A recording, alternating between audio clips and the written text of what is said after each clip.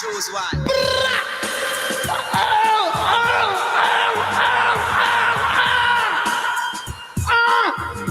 Yeah! Welcome to Go Live, bitches!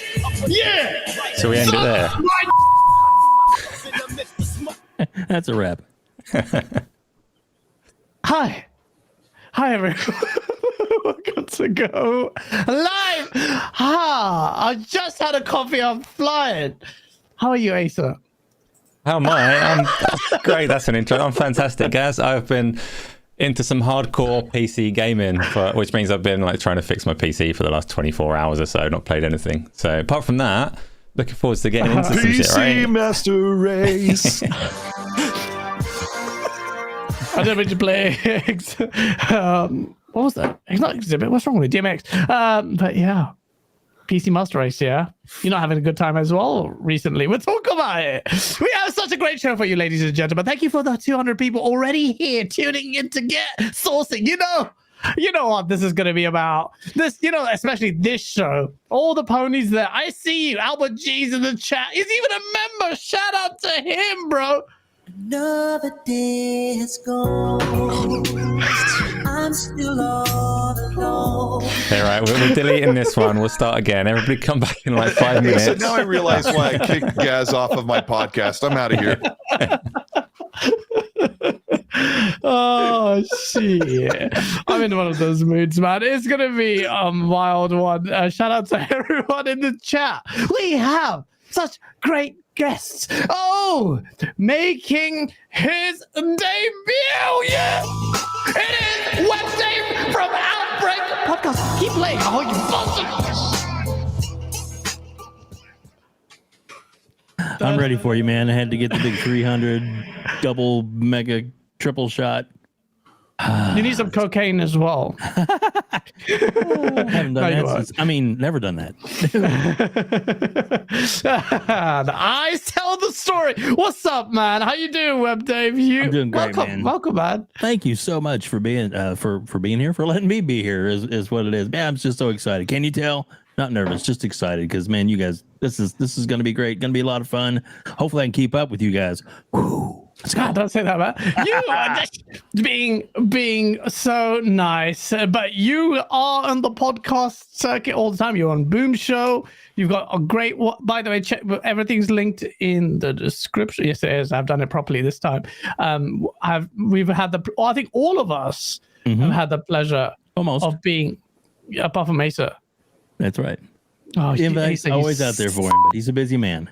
He is. We'll make that work soon. This was a while ago. So Web Dave asked me at a time when I was not going anywhere and doing anything along those lines. Right. So Web Dave, I'm back on the scene now, kind of. Not many people want to talk to me, but we can set that up. Sounds good. Thanks, man, for putting him on the spot. Awesome. We always do that. We always do that here. But it was a great show, man. It's good to have you on here. You did you interview or just have a chat one-on-one with guests about what's happening in the space, their journey and content creation. It's good to have you, man. You're good peoples, man. It's going to be a wicked show. So I can't wait to have you on here. Last but not it's a cult. Yeah, no one cares. What are you doing? I can see you. I've done so many shows. I know where he's just typing away. I'm writing to Brian Harris. He said that I have a $5,000 PC. Okay. Yeah. Why? Yeah. Hi, Cult. Did you miss me? You piece of Yeah. I mean, I guess I sort of miss you on the show. XSC's doing great without you. People are sick of hearing your craziness. No, we miss you, man. We miss you a lot. Everybody misses you. And you and I were on party chat before the show for a little bit, just kind of chilling. Yeah. But Xbox is about to it's like a buffet of L's that we're ready to eat. We'll talk about it. It's gonna be great. Yes, Nick Marseille is watching this and masturbating furiously. Whole handfuls of spaghetti. Yeah, that's him right now. Let him watch. Yeah. This week has been an insane week. Before we talk about the end of let's talk about the big topic of the AVK. Let's park that to nearer the end, but there's a lot of stuff to talk about. So last week we've been talking about Star Wars Jedi Survivor a lot. game looks great, and it's out now. Now, I did say, shout out to Erica in the chat, I did say that this game's going to best the first one quite easily. And it did, critically anyway. I've got it. Thanks to someone in the community, by the way. I think he works for one of these game companies, but he was really nice. Shout out to you. I don't know if you want me to mention your name, but just gave us the code. Like, I was like, bruh, that's 70 quid saved. No more. That's at least one massage plus a happy ending. But we were talking like Star Wars Jedi Survivor is really hyped for it. Reviews come out 86 Metacritic compared to the 70 something that a predecessor got. But what was the other one? It's like 79 or 78. Let me actually check it while we're on it, because this is the thing. Let's look at. You guys need to start using OpenCritic. OpenCritic is bases the merit on the game, not on how many reviews it got on Xbox. Used to pacify themselves. Oh, shut up, Gaz. 79. Jedi Fallen Order is an 82 on OpenCritic across PC, PlayStation, Xbox. So let me see really quick what Jedi Survivor. Yeah. See, I'm thinking before you give us the answer, I'm thinking that this is like a reason why you shouldn't use Metacritic or OpenCritic necessarily. There's quite a lot to crack open and talk about on the merit of reviews and so on around this topic, right? Yeah, absolutely. That's ASA for you.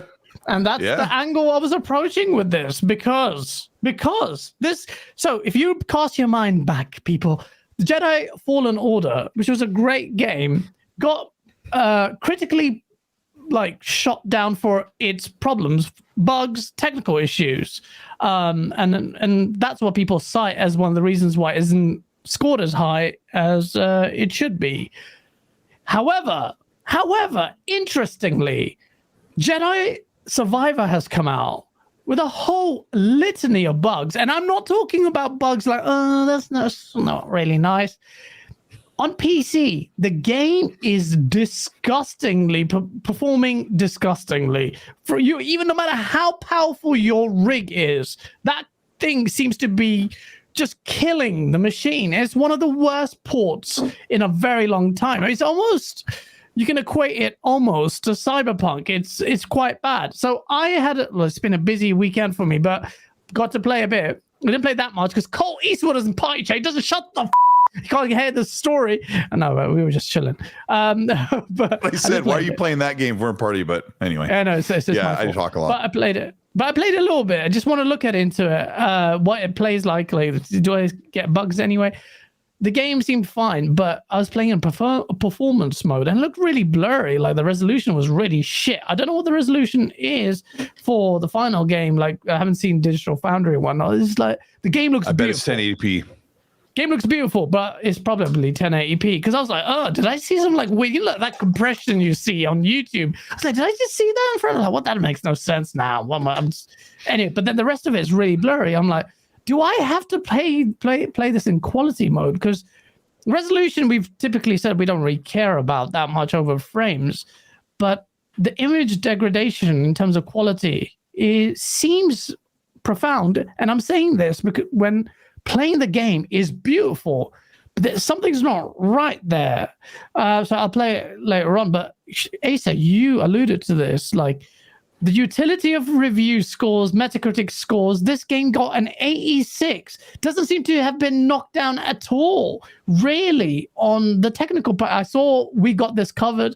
There were the few dissenting opinions and the mixed reviews, and they cited the tech issues, but others didn't. What's going on? Why have they suddenly...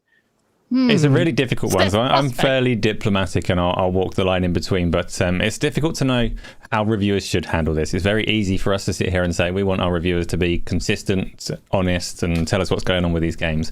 But if you're sitting there and you've got early access to a game and you're playing it, and for example, this is like one of the issues in this Survivor game, if you're told by the publisher that's giving you that review key, we're aware that the cutscenes, like the audio, is well out of sync, and we're going to have this fixed by launch day. When you're reviewing that game, are you doing the fans a service or a disservice by telling them about that problem?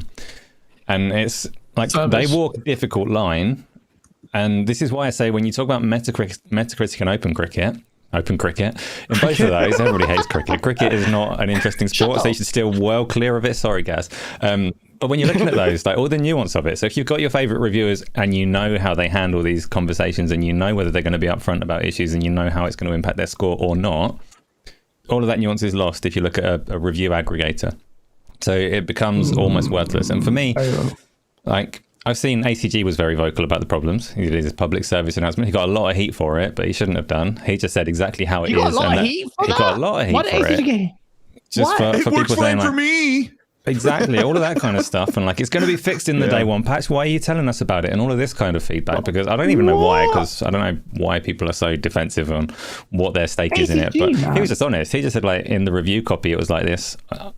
Hopefully it'll be fixed, but I don't know. You should wait and listen for feedback. And that's, for me, that's the correct approach. But I got most of my feedback. I've got access to the game because I've got the EA subscription, so it's there for me to play. But it's a big download, and the volume of feedback saying that it's broken right now is strong enough that I can't even be bothered to like clear space on my drive to install it for at least a few weeks. Web Dave, if you were reviewing this game and it was broken and the publisher promised you they're going to fix all of these problems in a day one patch, what would you tell people? I would do exactly what that other gentleman did, which is to let them know this is what I came across when I played it. I've been told that it will be fixed by the time the game going out, and then maybe go on the other merits of the game, whether that's it's the too looks, easy. I'm going to make it a little graphics. bit more difficult for you. All right. So say you're writing this review for like a big publication and it's going to be part of the Metacritic and open thing. You're going to put a score at the end of it. Then what would you do? I would actually bring the score down because of the way the game was delivered to me, whether it's fair or unfair. And if the game comes out perfect after the patch, then I feel like that it's on the people that made the game that they should have actually shipped a better quality game for review. That's interesting. That's quite a hard line on there, because that you're saying like forget and probably why I don't review stuff. no, I mean, I'm not saying it's wrong. I don't, in fact, part of me is inclined to agree with you, because they, typically the review copy is a reflection of the near final versions of the game. And if you're telling us to rely on a patch, that means like you're so close in the day between launch and the review codes typically, that why should you have to have a qualified review? And Asa, that's a good question, because if that we didn't adopt Web Dave's view on that, and we said, okay, we'll give you the benefit of the doubt, reviewers could take the piss with that and say, hey, hold on. And I just don't feel like they should. I think, as a reviewer, also there may be like a responsibility to in this day and age. Yeah, you're right. See, I agree with Web Dave. Like, for me, that's the correct approach. A reviewer should never be given a favorable score for something that they've not actually experienced favorably. And you have to look at all of these really positive reviews and go like, the fuck are you talking about? We know you value your relationship with the publisher, but you've not played a game that warrants the score that you've given it. So why have you? But it is a difficult one. Yeah. I just acknowledge the position that they're put in, because if you are given a list of things like this is fixed, please don't demerit this game on the basis of this particular issue, like the HDR is broken. We have fixed that. We're going to deploy it before the game launches. And then you end up with a scenario like the first Star Wars Jedi, whatever it's called, game, where all the reviews come in quite badly saying this game is kind of broken, and they fix it up and make it into a nice game. But that's historic. They're not going to change that review score. So it is tarnished with that forever. It just... I think there are many, many, many flaws in the way that critics are approaching game reviews in the first place. It's very, very difficult to fix all of those problems, is all that I'm saying. No, you're right. But I think they should earn the side of caution, and the balance favors the reader, especially times where the games are expensive. For a full price game, you just have if anything, the pressure should be on the developers to make sure that game is ready. When you're sending it to reviewers, it should be ready. So I like your hardline rule on it, Web Dev. I don't even think it's hardline. I think it's just like, no, just you gave us. Well, that's we can't give you the benefit of the doubt. Meta cricket review would be. Is that cricket sound in the back? How did you do that while we were talking about it? But Colt, you've been on the receiving end of this kind of Redfall stuff. Like, you're not a reviewer, and you did that, and you covered it, and that game it's got panned off for the 30 frame stuff, and there's a lot of noise about disclosure. Redfall, yeah, I waited to talk about PC and all that stuff till the embargo was lifted just to be safe. But I mean, Redfall was running on a PC, and I know PC well enough. You never know. It's a mixed bag. I don't know what's in that PC. I don't know how old that build is. So I didn't attribute that to what the game would be 3 months later. Right. But you didn't even know the 60 when you played it anyway. I mean, it was 60. It was 60 on the PC and with frame drops. And as we learned, Xbox and everybody, even Arcane, thought it was going to be 60 until last minute. They're like, when we ship this, it's going to drop too hard, so we're going to set it to 30 until we can get it patched. Like, the performance mode isn't coming later. The performance mode isn't ready, so the game's unfinished. But we've talked about Redfall ad nauseum. But yeah, what about Jedi Survivor? Before you asked me about Redfall, you were talking about Jedi Survivor and how the reviewers didn't dock the performance. Well, there are 16 reviews on PC for Jedi Survivor. There are almost 100 reviews on PS5 where it runs the best.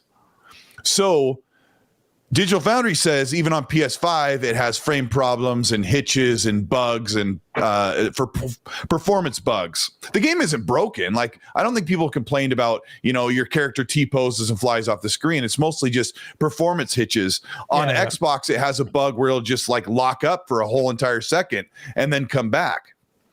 Yeah. But if I look at Metacritic, which is important why you look at Metacritic, I always say it's one of the tools. How many reviews does Series X get? 5 reviews. So if everyone reviewed it on Series X, maybe they'd be more adept to see the performance problems. Not very many on PC. So where we run into this 30 frames problem where people say, I don't care, I'll play at 30 frames. I like the resolution. I don't really see the difference. And then I know for a fact there are so many millions of people out there who aren't even really noticing frame drops. They don't notice it. They don't, it just doesn't matter to them, which sucks because if a game runs down to 30 frames, because I heard so many people say Atomic Heart runs fine for me. I'm like, no, it didn't. I played it on a VRR $1,500 television. It does not run great. And they're like, what was the Jedi Survivor? It runs great for me. Runs great for me. That's all I heard when I was sharing out the problems the game was having ahead of launch, because this is something that we've happened every single game. Almost every game has launched with we need to fix it later. And I'm sorry to say, I think that most people just don't even notice the frame drops, let alone frame rate differences. And reviewers certainly are basing a review, which they should, mostly on the merit on if the game is great. Because if I'm playing, that's another thing that I did with Redfall. My Redfall preview wasn't about how it ran on somebody's PC in a 3-month early build. I would want to review Jedi Survivor on, is it a good game? Is it fun? Does it look good? Does it feel great? Does it have a good story? Does it have a good presentation? Does it have replayability? Those things are super important over performance. But performance, let me ask your panel. Let me ask you three. How much do you dock performance? Is it like a 10% portion? I feel like it is, but I don't want to say like they should excuse the performance, because I think it should be a part of if a game is running unfinished. And I think this is where we are, that the reviewers are excusing unfinished games, but then there's like the people, like anybody who's here, the 400, almost 500 people that are watching, you're here because you care if a game comes out and is smooth, runs great, doesn't have bugs. And then you get misled by a review where Jedi Survivor is an 86 on OpenCritic, Fallen Order is an 82. And you were saying earlier that Fallen Order had a bunch of problems. I don't remember it having a lot of problems. Like on the One X and the PS4 Pro, it couldn't hold 60 the whole time, but that was the hardware. They're doing the best they could, and people could choose to play it how they want. Okay. I mean, that's a good point, actually. Then I haven't heard anyone talk about, was that the fact that, first of all, your point about how many people actually played it on PC, which is the place where it's performing the worst. So that's very important. Most reviews, 16 out of 90. 16 out of 90 reviews. So that's an important. 100, yeah.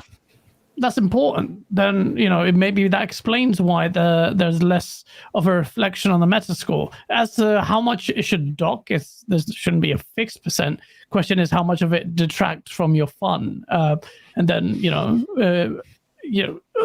but it's complicated because we've been told that games are increasingly more complex. That's why the $70 or pound price is justified.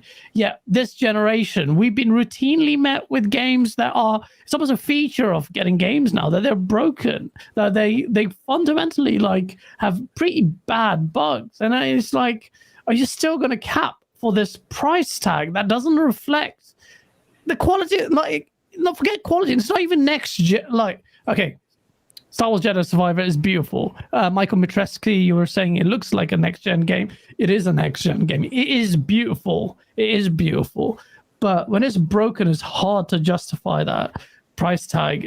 I don't know. It just feels... It's unfortunate. What surprises me is this is Respawn. I know they had this problem before, but I didn't expect them to repeat their issues here. So I'm a bit disappointed in Respawn, really, because typically they're really adept. We sang their praises of Vince Zampella and co. last week. We were. So, but ultimately, the good news is, and you know how many people like you, Cole, you're not playing it until you've heard the patches are okay and everything is fine. So I'm taking the same approach with Redfall. Like, I'm not playing it on the Xbox Series X until the performance mode comes in. And unfortunately for some Xbox fans that follow me, I'll probably spend a lot of time on PC if I get to it. But Redfall's kind of already launching in a weird spot. So I'll play it on PC. I'll try it out on Xbox. I'm also hearing... I'm sorry. It sucks when I'm right because everyone thinks I'm always wrong, but even the console version is dropping frames in 30 frames mode, so it's definitely not the hardware. It's 100% not the hardware. It's that build in Unreal Engine 4 that is way behind the curve. Yeah. I'd love to hear Ace's take on that, since I haven't been on the show. Briefly, I suppose. Sorry, you mean are you talking about Redfall now? Yeah, like Redfall apparently is dropping frames in the 30 frames only mode on Series X, and it's disparaging for the people who I've been talking to that have been playing it. And then of course on PC, frames on 30. Midfall. I'm saying it right now. Midfall. A game that looks like an Xbox Max Meta. That game is going to be shit. Redfall looks like, and this is my opinion, I think Redfall looks like a middle of the Xbox One, PS4 generation game in its visuals, like hands down. And there's no reason why that game should not be running at 60. And so I proposed, 3 weeks ago, Asa may have heard it on the way around, but I said, Arcane this is their first time working on Unreal Engine 4. They must have a problem in Unreal Engine, or the build is top heavy in the CPU load or something like Gotham Knights, and they can't get the performance out of it with all the decisions they made, all that bundled in. Like, Asa, what do you think? Why? I don't bloody know. Like, I've not. Yeah, I would. It's very speculative because we're not there. We haven't got the build and we haven't spoken to developers. But I would absolutely say that it's looking at issues around the CPU and the streaming of assets and all the rest of it. Things besides the GPU load. The thing that really gives that away is the performance profile on the Xbox Series S, because the resolution on the Series S is 1440p, which means you take from that if the Xbox Series S can perform with that base resolution, then the Series X has plenty of GPU headroom with this game. So the issue is elsewhere. We know that the CPU or the RAM. Just right? Definitely elsewhere. It's hard to be really, really, really specific. Like, memory's not likely to cause a problem like that. So I'd go CPU or they're streaming more than they can from somewhere in terms of streaming off the drive. So again, I don't have the answer. We know how much the Gotham Knights developers struggled with untethered co-op. So I don't know how much they're trying to simulate all at once, how much they're allowing for people to wander and all of the rest of it. It's a weird one, Redfall. So I've not got an answer. Yeah. Well, I'll go into Redfall in a bit, but let me read these super chats. Rodimus with a $2 super chat goes, let's have some intellectual conversation. Let's go. You misspelled intellectual there, which I assume is purposeful. On purpose. I know what you're doing. People on Twitter know what you're doing. Shut up. Christian 5916 with a $2. Let's enjoy the show before the CMA blocks it. Let them try those little shits. Luap Nitsua with a £1 super chat with no message, but thank you, man. I appreciate that. Face 23 Brooklyn, New York. You know this is gonna be okay. I haven't read it. It's gonna be about PlayStation and how PlayStation is better, how PlayStation is performing better, or the sales, or Xbox CMA. I'm just guessing here, Face. I'm just guessing here. I'm gonna guess that it's about how $70 price tag is better because it means higher quality. Go ahead, read it. Let's go. I'm playing I can see the word. I'm playing Jedi Survivor on PlayStation 5, enjoying the story combats. Graphics look good, nothing mind-blowing, but stutters and performance not great. Oh no, I apologize. He says the combat graphics look good, nothing mind-blowing, but stutters and performance are not great, but enjoying it so far. Performance mode is 1080p upscaled to 1440p using FSR 2.1. Face, I apologize. I assumed it was a console war. I don't even mind your console warring tweets. I think they're cool, or super chats. But well done. Not well done. That's condescending. Look, my bad. But yeah, okay. So it's 1080p upscaled. It doesn't feel like it. It just feels a bit. Well, he said it's using DLS 1. FSR 1.5 or something like that, 2.1 which makes it 2.1, which makes it look like 1440, which I haven't seen it yet. You saw it. I haven't loaded it.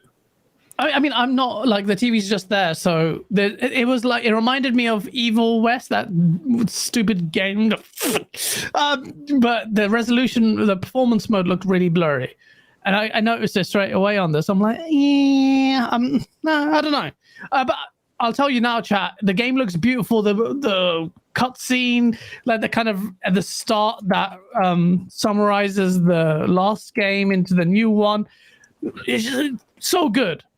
So good.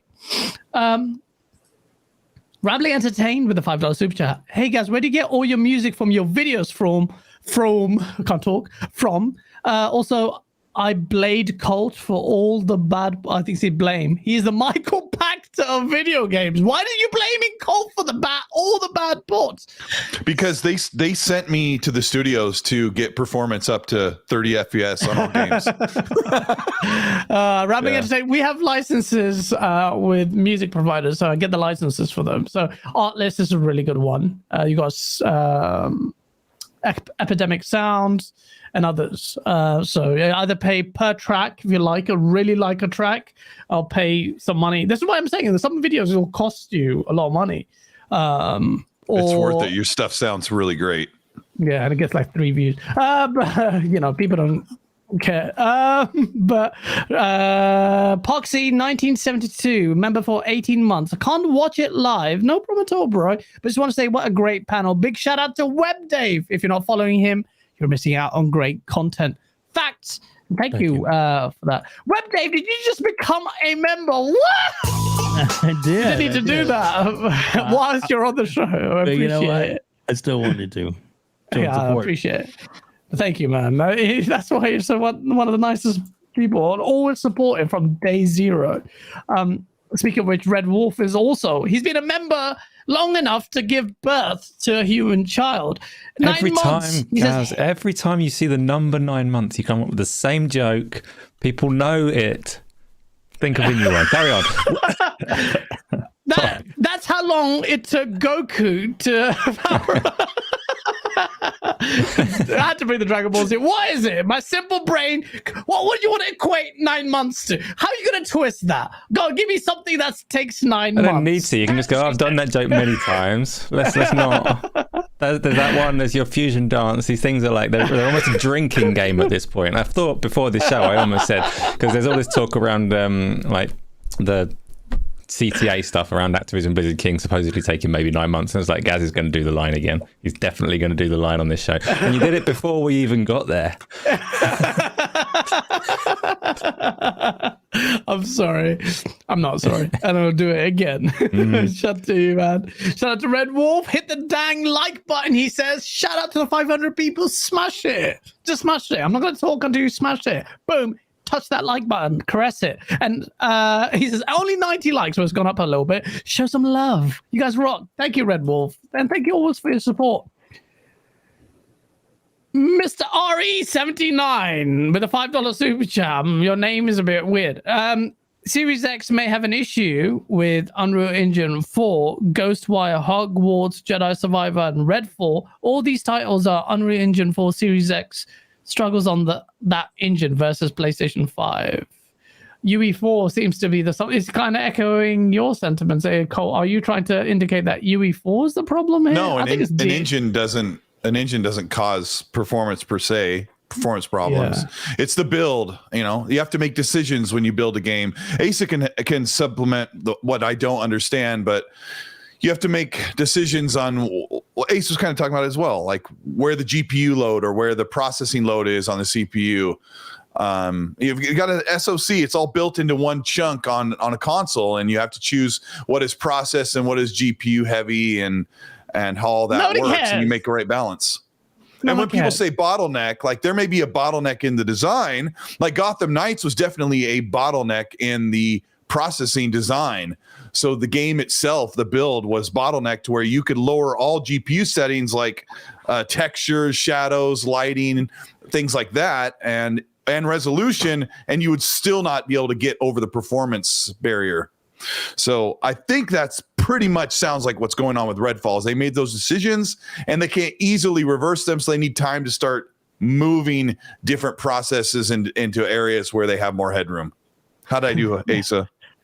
Terrible. Yeah. Not terrible or terrible? I'm just winding you up, Cole.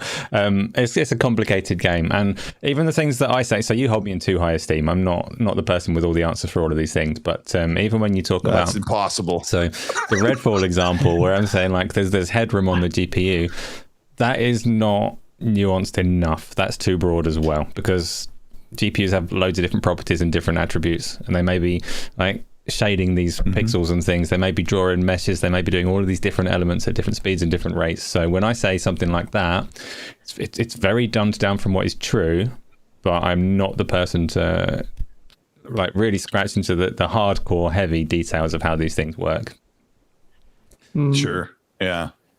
Nobody cares. Okay.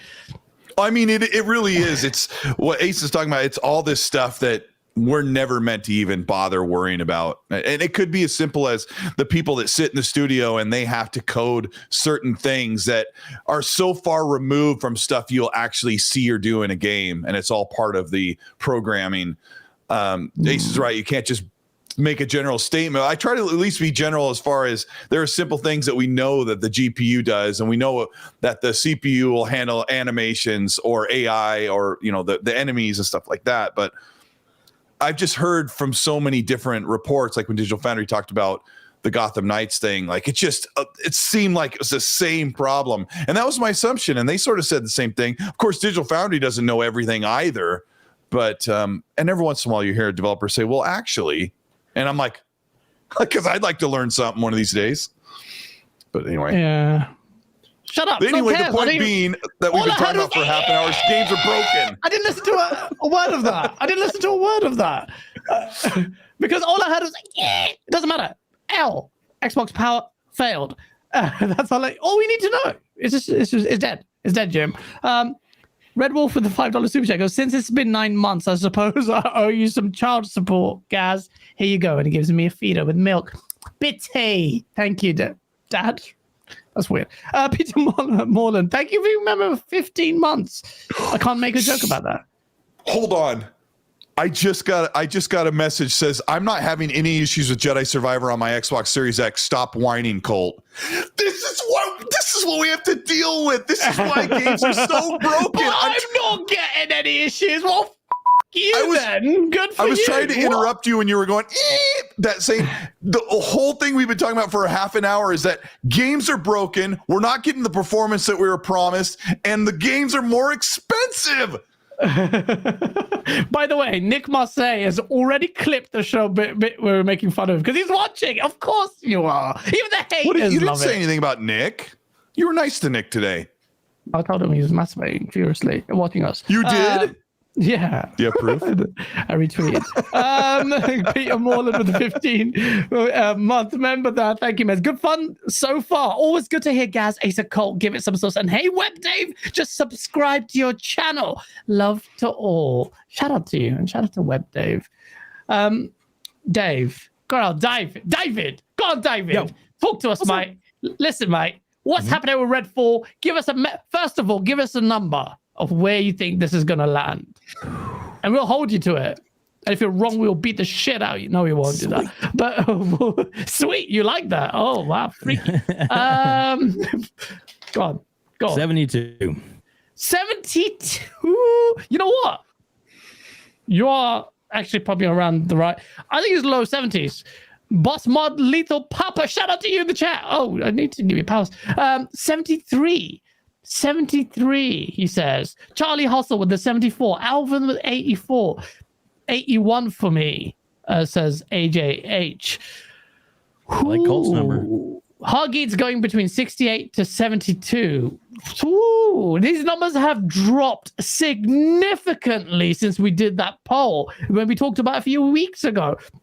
Danny Passion with 64. C. Wobbly with 69. Look at these numbers. Christian A 65. Void Right is obviously on crack with 100. 69 is nice. Yeah, Icon, I agree. JJ with 69. Okay, so that is like you're averaging around about 69-ish, which is a great number. Yeah, like this week, we were talking about. I think BG was always doing meta prediction. He came out with 82, too high. I think this game could be late 60s to early 70s, but just to be nice, not nice, but I'm just saying if the game's quality hits it with some of its like the things that I talked about in my video, where I thought this could be more than that. It's really sullied my hype, by the way. I would say 75-ish. It just feels like it's not that good. I'm calling it mid-fall right now. Just it's sad to say because it's a good studio, Arcane Austin, but this doesn't seem like it is the one. Mike with the 5.50 Canadian dollars. These games haven't had performance issues for years. Jedi Fallen Order launched with exact same issues. The reality is Unreal Engine is poo-poo. Unreal Engine is going to be adopted quite heavily. Maybe it's UE4 and not UE5. Tony Kami needs Coke, okay? But yeah, like Redfall is coming out in a few days. By the way, no one's given codes out. They're hardly giving any code. 3 days. We applied for code, thought was going to get it, like eligible and everything. Apparently, the rumor mill suggests it's going to come out for the YouTube content creators at Monday night, like a few hours before the game is releasing. When anytime someone has a late embargo, that is a sign that that game is going to be shit. Unless, with a few exceptions, Rockstar tend to release their embargoes late, but Rockstar. I'm telling you, bros. If it wasn't bad for Xbox, this how Nick Marseille and all the ponies are gonna be loving it. It's just like Christmas gift to them. This month has it's like been the amazing best month they've ever experienced. They don't have any games, but they've had Xbox L's to just like insert, turn 90 degrees, and just take it down the gullet. Yeah, let me tell you guys let me tell you about Redfall behind the scenes, since I'm not under any NDA or anything because I don't have a review code yet. Yeah, I don't work for a major outlet, and I'm not on Metacritic at all, not Metacritic certified. So I didn't get a code for the game. And so I've been talking to people that have been playing it. And here's the funny thing. The previews were really, really positive. The only previews that weren't positive was IGN's really bad gameplay. But everyone who's played the game and previewed it and all the articles, all been super positive. So I was at 80, 82 for Redfall up until about a week ago. I've been talking to people who said the first couple hours are awesome. The game, you get into it and everything, and there's all this stuff, and then it kind of falls apart, kind of dulls out. And I only got to play it for an hour and a half back in March, and they stuck us into the game at like level 12 or 15. So you're like 3-5 hours in. with a character that's been that far in. And the more people are playing it in review period right now, the less excited they're getting to be. So I was like, okay, this game's got to score at least an 80. And now some of my friends are like, I think it's going to get in the high 60s, but I think looking at Dead Island 2, which I am just finishing up, which I think is absolutely phenomenal, and got like a 74 across the board. Redfall has got to be around a 70, low 70, and I did not expect that 3 months ago. Colt. Your review code is getting whatsoever. pushed back to Tuesday. Yeah. Good, man. I mean, Good isn't it bucket, crazy? man. It is so crazy that they sent content creators from San Francisco, LA, New York, and overseas, like Germany or something.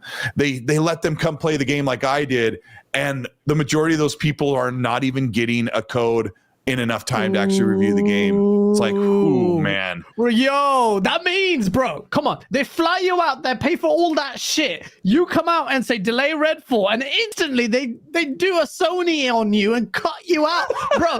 That is suspect. And bro, this is why I say don't ever trust these because they think the use opposite. You. They think the opposite of me, guys. They think that I'm going to get the royal treatment so that I'll give the game, a 92.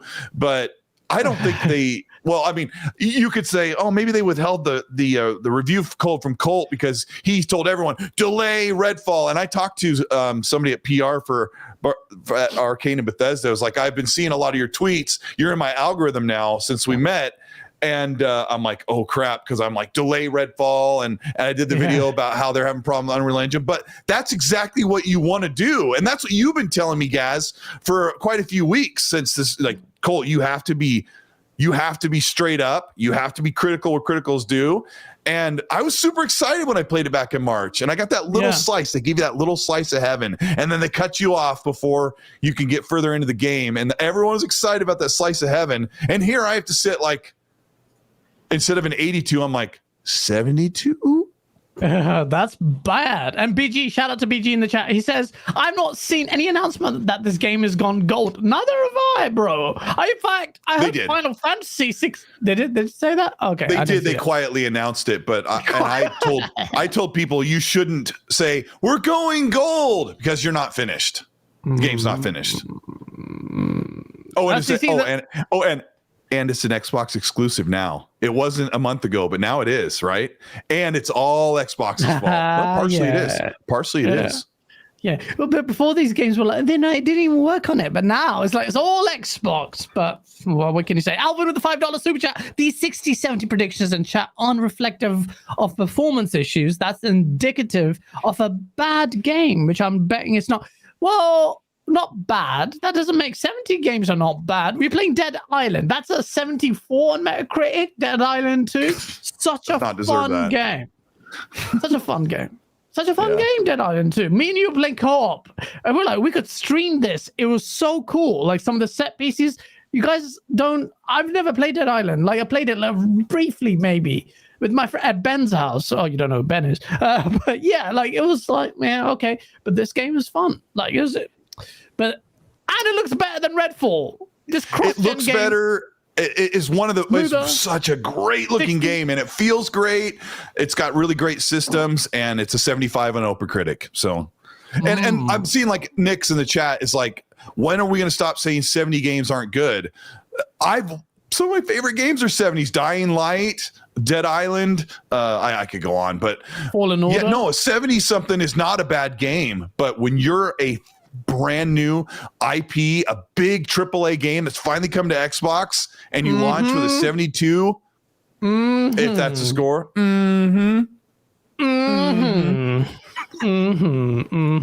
Sorry, what do you think about this? I'm going to shut up. No, you're good. Yeah. I'm looking forward to it for sure, but I think that I mean you've played it, so you've had hands on, but you didn't get to play multiplayer at all, right? It was just single player run. Yeah. And to me, even though the game, to me that's where the game is really going to shine for me is being able to play with friends. like if all four of us, which probably never happened, but we're all four of us together, playing. Well, I'll try for sure. But to play the game, I think we'd have a blast. I mean, just run all over the map and stuff. The quote unquote IGN player that was, whatever quality. I know he, on close up shots he was using a scope rifle, and then and in far away shots he was using a little pistol. I don't know. Maybe he had some things confused or whatever. Get it? Brand new game to him, maybe, but still, it didn't make it shine in the best light. But I think it'd be fun playing with friends, and that's, to me, that's really what it's all about. It's going to be Game Pass. It's free. I'm looking forward to it. Well, actually free, but it's included in Game Pass. So I'm excited for that. Yeah, no, absolutely. Like it's solid our hype. We're looking forward to playing it, but just the expectations are just dropping hard right now. So what do you do, Gaz? Do super chats in a second. I just want to ask you. So let's say Redfall comes out. It's on Game Pass, so you've got access to it. All your friends are playing it, but you know that you want to wait for 60 frames per second. What's more important? Do you play it when your friends are playing it, or do you dive in and play the stutter game? I will play the starter game when my friends are playing it, because it's going to be hard to get for me, the social enjoyment of it is a lot more fun. And it's going to be hard to compel friends because I really question the long-term appeal of this game.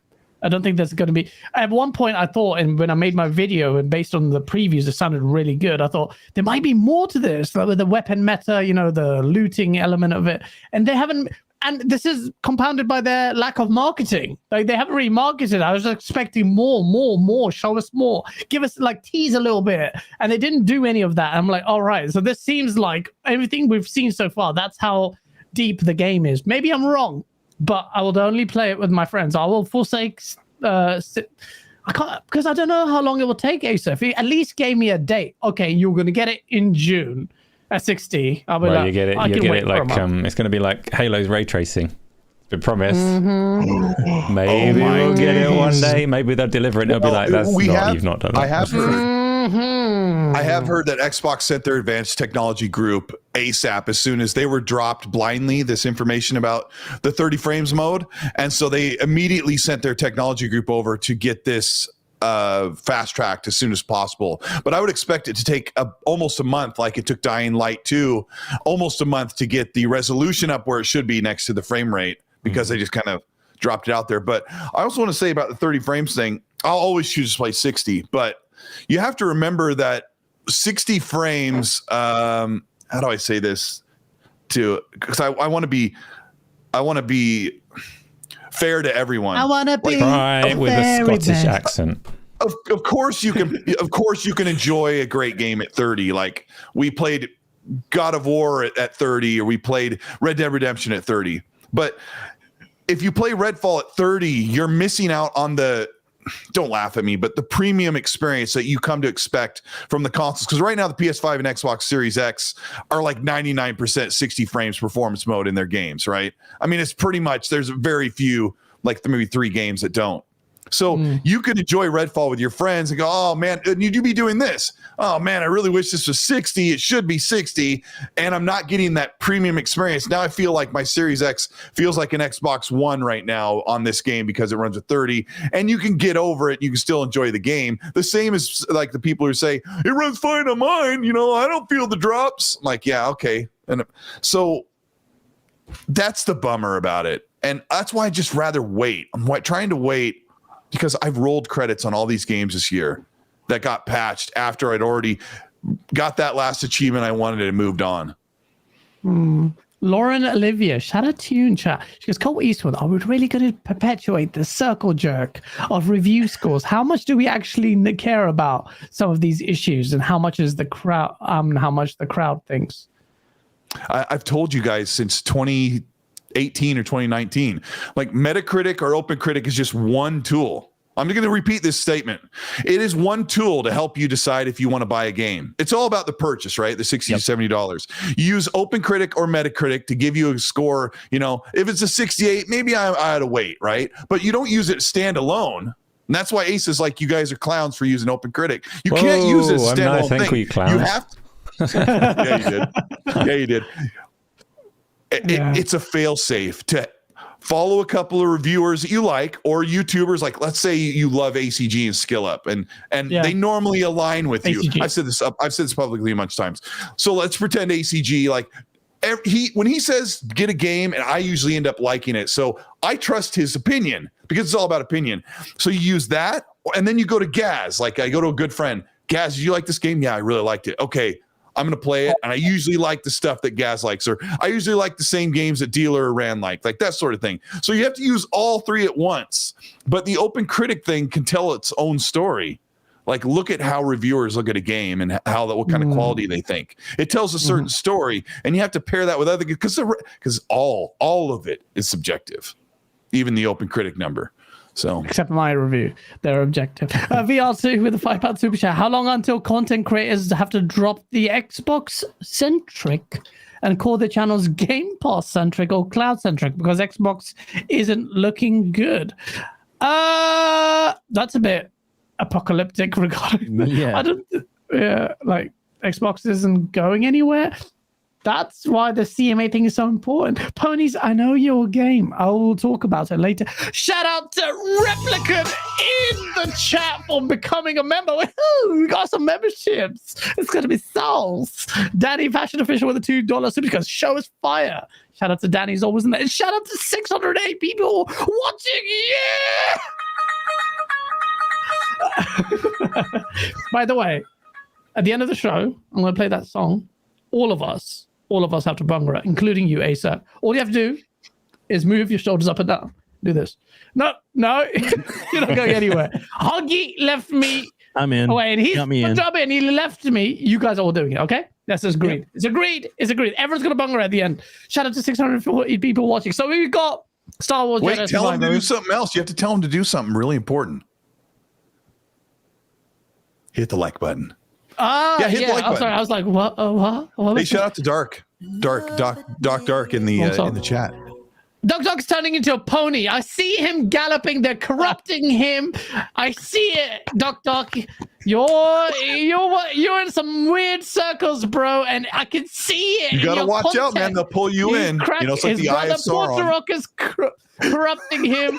Reforged is like talking like this, and he's corrupting him. I'm watching you, bro. I love you, bro. Preston says, Colt, why do you need a review score for Game Pass game? You sound like a console warrior.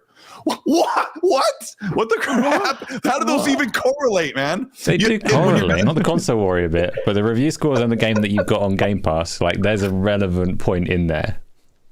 Yeah. What do you mean? Sorry, I don't follow. Review scores, obviously, like, if you're looking at basing a purchasing decision on whether a game is well received and what people think of it, then they make a fair amount of sense. But if you're looking at, like, do I download a game and play it for myself, then the value of a review is very much diminished, no?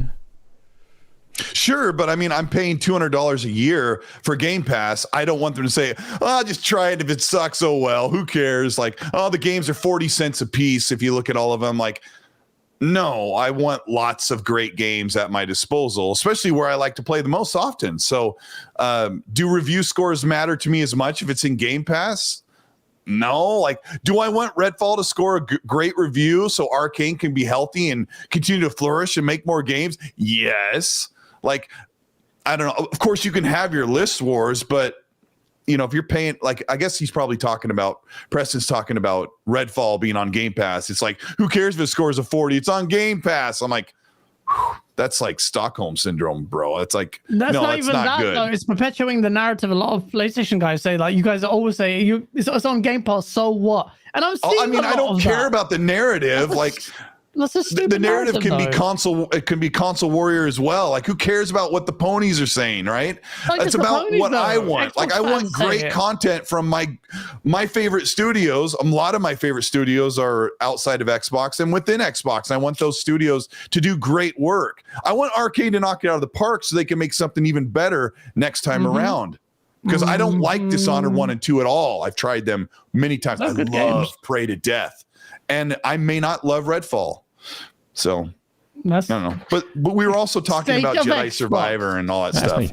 Yeah.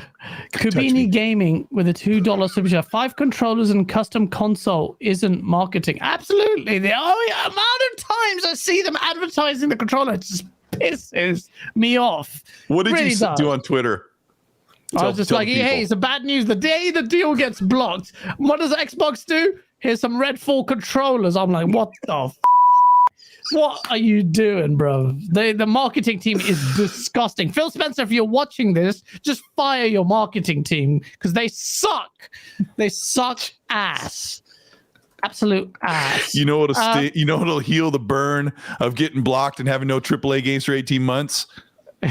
More controllers. Yeah, man. It's like, what the flip? Like, it's a meme at this point. You got more controllers than games. But yeah. We were talking about this in the green room. This next game. BG was talking about, BG, you're such a shit, but he makes points as well. BG was saying, no one was hyped about this game before, but everyone's hyping it now.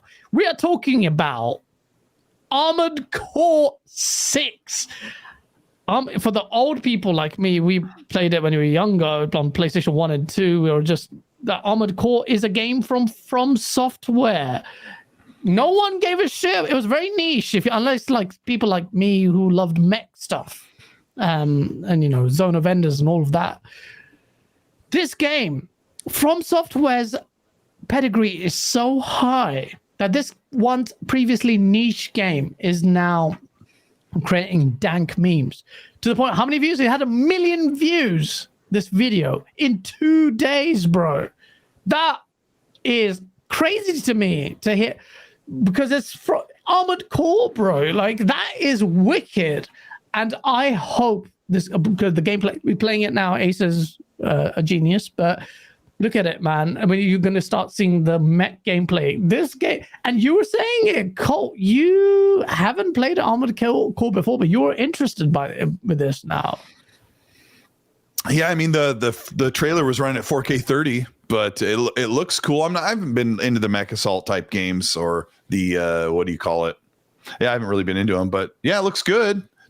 How does From Software put out like 3 bangers in 2 or 3 years? This is From Soft, right? Yeah, it's From Software, man. Bro. They Erica was saying the same thing on Twitter. It's like, can we give From Software props for delivering content quickly and incredibly? Having played Sekiro just now, and can't wait to stream that again. But having played Sekiro, this game is incredible. Elden Ring, incredible. And now I hope this game is good, but it looks amazing. And I hope it's a good game and it does well and brings Armored Core to the levels that perhaps it deserves. But the fact that this is getting so many eyes on it is really interesting. But David, did you ever play Armored Core? Is this something you would play? Yes, I played the originals, and I definitely would want to play the new one. It really looks good with the trailers. Got me hyped up. It's got me excited for it too. And it makes me wish, which I know it's not going to happen, but I wish that they would be able to bring back like Mech Assault, not just the old one, but like a new high end version of Mech Assault. Man, that was so much fun when the Xbox Live first came out. Man, it was awesome. So that gives me those kind of vibes, that excitement that I want to jump in and play. Yeah, I'm looking forward to it. I really am. It really looks beautiful. It looks like it's just stunning. It has the From Software vibe as well. And you good point about Mech Assault. Maybe this does so well. I mean, Microsoft's eyes will be open and looking at this and the reception of it, and if it does well, obviously they're not going to replicate the same style, but and From Software really is on a roll right now. I mean, they seem to be able to do no wrong, which is great for them.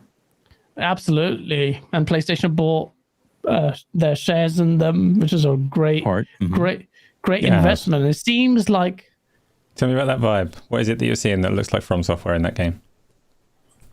If you watch the trailer, I think the sound is like the beginning when the mech is falling from the sky, from the stratosphere. It just felt like Elden Ringy almost. I'm like, that feels like, and the music, it was just like, this is very artsy for a mech game. Like, where's the mech gonna?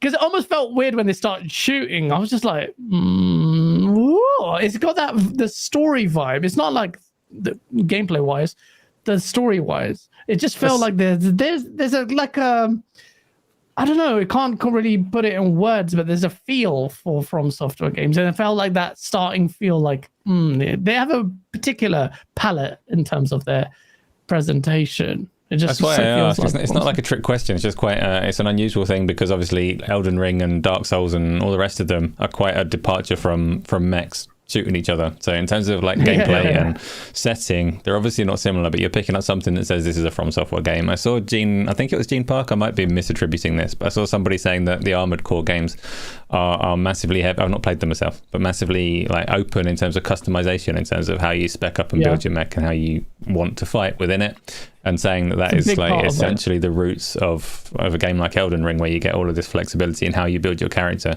that you can see all of that in like follow that through from Armored Core and you get to where they are today. And obviously Armored Core, as far as I know, it's not been a huge series. It's managed to get up to a 6th release, but now From Software, and this trailer has like 1 million views. And it's not from the Armored Core name, it's from Software's name. So absolutely. It's cool.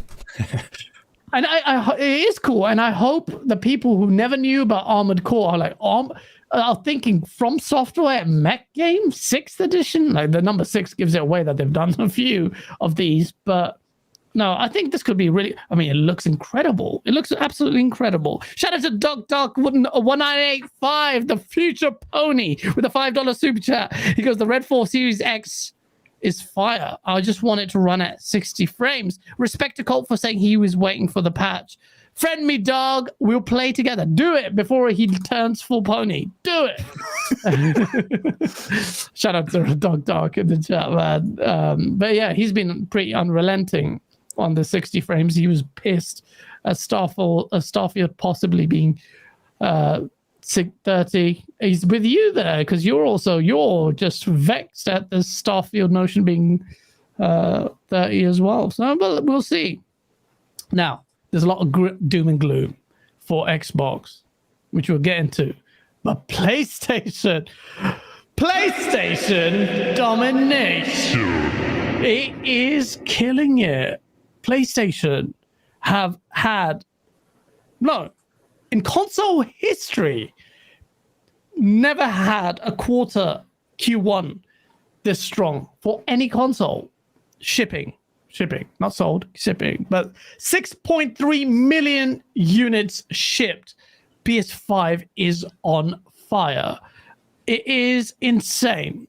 And Xbox, down. I was just like, what the hell? The L's keep coming, but the W's keep coming for PlayStation as well. And wasn't Xbox closed for like a year? They were like, I think they were closed. They were like closed for business for a year. Yeah. I mean, how in the world were they going to? Right? Yeah, I mean, they had a certain amount of growth on Game Pass, which is completely shocking to me, and they're down on hardware. I'm like, you didn't have any games the entire year outside of Grounded, Pentiment, and I forget. Yeah, you didn't. There, I mean, Scorn, the Gunk. Yeah, of course your hardware is going to be down. You didn't do anything. Exactly, and that's a problem. And they sat there knowing. Remember when you and I did the emergency podcast when Redfall and Starfield got delayed in 2021? It was like spring 2021, and Xbox knew. I think it was May. They knew that Redfall and Starfield were going to be pushed to next year, and I guess you can't just go out and money hat something that year, but like do something. Like get something on Game Pass. Or something. Yeah, they just sat on their asses all day. They're like, let's ride. We've been riding the storm out for 8 years. Let's ride it a little longer. Mm-hmm. But this is here it is now. You investors can't ignore this. Like people, shareholders can't ignore this. The PlayStation's killing it, and the Sony president Hiroki Totoki says that its acquisition. Sony is going to be increasing its acquisition-related costs by 20% year on year the next fiscal year. What does that mean? More consolidation from PlayStation and. Colin Moriarty is going to love it. No, but as soon as the CMA thing does happen, Sony comes out and does that.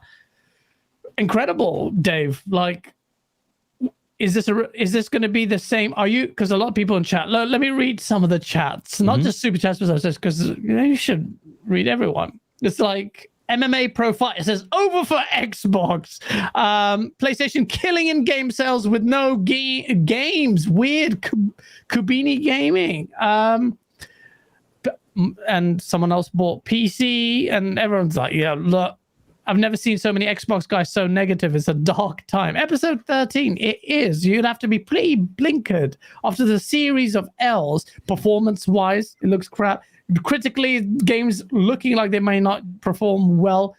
Console sales, they've dipped as well. And then you've got the big one, the acquisition, which we'll get into.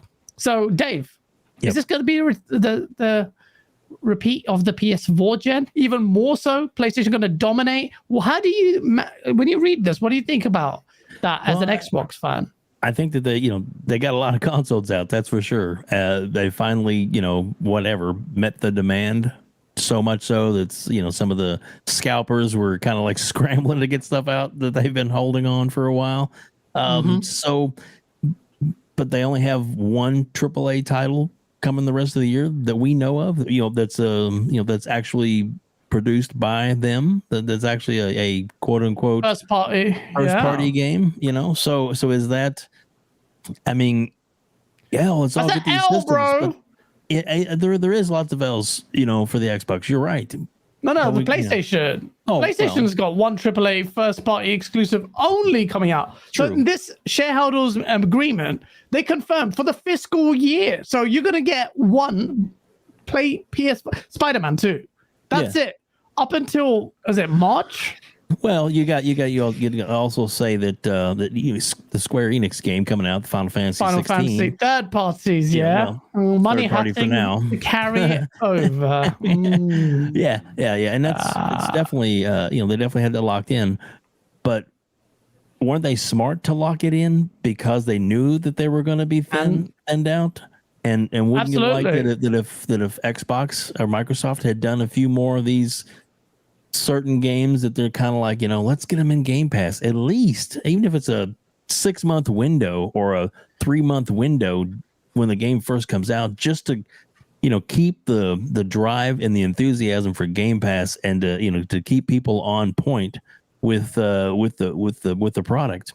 But I don't know, it's I see your point that it's it's total domination, great sales numbers. You can't deny it, the numbers are there. I only hope that as Starfield and these other games start coming out on a consistent basis, and we get games that are actually made on the system, like Aaron Greenberg was talking about, we're going to have this, we're going to have this, will those games that they were talking about that'll have that base, that's probably Fable, that's probably games that are going to be Perfect Dark, games that are actually made from the ground up on the current will come out hardware. in 10 years. Yeah. Well, hopefully not 10 years. Hopefully the next year or two. But and hopefully we'll see some of those at the showcase. The showcase is really what's hopefully gonna level the playing field again. Thank you. And chat, he said it, not me. I did. That's the last bastion for Xbox this year in terms of optics, the game showcase. And you have to have high standards. You have to have high demands. But you're right, there's some perspective to be had there. It better be freaking sick, bro. But Colt, PlayStation Domination, should you just make a channel PlayStation 1, bro? What's stopping you? Xbox instead. Gosh, how depressing! Why'd you make that face? No, I like watching. I like covering the Xbox stuff because it's not going anywhere. No, it's funny because we talk about the hardware, but Xbox's platform, Redfall is Xbox exclusive. No, it's not. It's on PC. It's like, no, Xbox is not just the console. And the PlayStation's doing it right as far as which Xbox needs to do as well, is bundle games with the console. And they haven't been doing that as aggressive. Like they offer a Forza Horizon 5 bundle. PlayStation you can only buy a PS5 for the most part right now if it comes with Horizon Forbidden West or God of War Ragnarok. Like they've been doing that for a little bit. So then you get the sales plus the hardware boost, and everybody wants the console because you have to have a PS5 if you want to play their games. There's no way around it. unless you're going to wait 6 months to, 49 months, you're not playing those games on a PC until you wait. So the requisite to have the console boosts hardware sales, plus the offering's really great. So Xbox has no games for an entire year, and they're not a requisite console. So hardware is going to be a tough sale. And when that person said earlier, are you guys just going to call everything Game Pass? Well, Xbox will be around forever. And Game Pass is the disruptive business model that is going to lead the market. It'll lead the market where you can play wherever you want as long as you buy your games from Xbox. And yeah, well, it's going to be disruptive if they have no games. They need the flow. Well, I mean, Redfall's coming out to middling reviews as we predict. Starfield's going to be massive. Forza's going to be pretty big. Hellblade's coming not long after. Avowed's coming right after that. And then, Fable and Perfect Dark the next year. And there's a whole bunch of other games that I would have to sit and look at an infographic that Xbox has like 30 games in development. And like, it's just, we've been waiting for the dam to break so long. If you're an Xbox fan, and those people who've been paying for Game Pass month after month, expecting Redfall and Starfield to launch in 2021 or 2022, and then they get pushed. It's like you're just constantly, the carrot's being pushed out further and further. And I've talked to people kind of high up about this. It's really crappy, really, really crappy. I know how high up, but you can't talk about it, can you? Right. But Acer, like, I know Xbox is not going anywhere. This whole narrative is obviously a little bit overblown. But it's a result of back-to-back series of negative and really negative news. But the state of play, it must be. Do you think it's dire for Xbox, or do you think it's a lot of hyperbole, or how is your outlook on the console space right now between the two? So between the two, why does it have to be between the two? Can't we include Nintendo and say that everybody sucks? Everybody needs to be more like Nintendo and pump out games on the regular, right? Yeah. This week, I think, I'm not sure if it was taken from one of those internal messages that leaked or one of the interviews that they did, but after the CMA did their whole blocking thing, was the first time in a long time that I've heard anyone from Microsoft say, we're in a strong position, because these are words that they've avoided because it's not been the story that they've wanted to tell for a very long time. And they said, we're in a strong position without one of those studios. We've got fantastic developers all over the world. And Xbox do, and they should be able to pump out games. I think, again, the truth is always somewhere in the middle. A lot of people are like, Phil Spencer's been unashamedly brilliant. There's no way that you can criticize the man. Xbox is in a better place than it's ever been. There are certain things that Xbox have done incredibly well under his tenure. There are things that I really like about Xbox as a brand, as a platform, and the services that they provide. But it is also absolutely fair to level criticism at what their first party output has been under his reign, as it were. PlayStation have surprised me this generation. Like, they've been really strong in terms of how the console delivers and the games that they've put out up to this point. They are definitely, if Spider-Man is literally the only AAA, as they've said there, obviously that doesn't discount them from releasing other games. And obviously you can mitigate that lack of output by having good third-party games, because most people that are playing on this console, they just want to have a good time. They don't care who made the game or who published it. But they've been really strong for a couple of years. In terms of the future going forwards, I'm optimistic, and I think they're both going to do phenomenally well. They've both got masses of talented studios, and we can cross our fingers and hope that this time next year they've got output on a par with Nintendo, who somehow keep on releasing multiple games every year despite having no hardware. Pricks. Oh man, yeah. No, shout out to them, and people keep them going. And if you're a Nintendo, what do you do? The console especially, you keep buying it. Right. I'll show you proof that no one really cares about review scores. Hargeet ran all of the numbers of first-party games created by Nintendo over the past 2 years since this console generation started. And they're sitting in an aggregate of 80 compared to PlayStation and Xbox, who are sitting around an 85. So they're 5 points out of 100 below PlayStation. And PlayStation is like 1 point below Xbox for first party. So people don't really care about game review scores. They care about if the game is enjoyable and if everybody's talking about it, if it's super fun. They don't care if it's 60 frames because Tears of the Kingdom, obviously. So, I mean, our perspective as fake analysts on YouTube, on podcasts, like, doesn't really line up with reality. But for the people that we talk to, the thousands or sometimes millions of people that we talk to on our shows, like, they care about that stuff. So, I mean, who cares about the casuals? Very, very, very honed in crowds. So I mean, I like those people, the people who care about the bits and pieces, and the people who are very technical. That's my crowd. Like, we talk about, you know, if the story did this or that, or if the game, you know, broke a certain barrier. Like, we love talking about that. And you wouldn't go to work and have that discussion with, you know, Nancy by the water cooler, because she'd be like, who cares, right? I'm just buying my kid Zelda, and right. Or they're gonna play Animal Crossing for 47 hours, and I get that. And I mean, that's the casual audience. They make up the majority, and unfortunately, I think Xbox is laser focused on outside of the chain link fence of us, like diehards who make up a core of the audience. It is a huge mistake. It's a huge Stop going for the casuals where all the money is, and start honing in on the specific, bespoke people like us. That's what I keep saying, Cole. Virtual reality. I'm just kidding. Fuck the casuals. Everything for me. Right? I know. Isn't it so funny? Yeah. Of course, I don't mean that, but you know, there is a certain part when you look at what PlayStation does, like, they're able to cater to the masses of the casuals really well, but then they harness some of that energy toward the hardcore people, like Face 23. Like, he's like me, like, he cares about the numbers and the this and the that, right? We're all analytically thinking, and PlayStation caters to that person with a certain amount of energy. I don't see Xbox use any of that energy. Otherwise, the console would be up to snuff on the Xbox, what it was marketed and promised to do.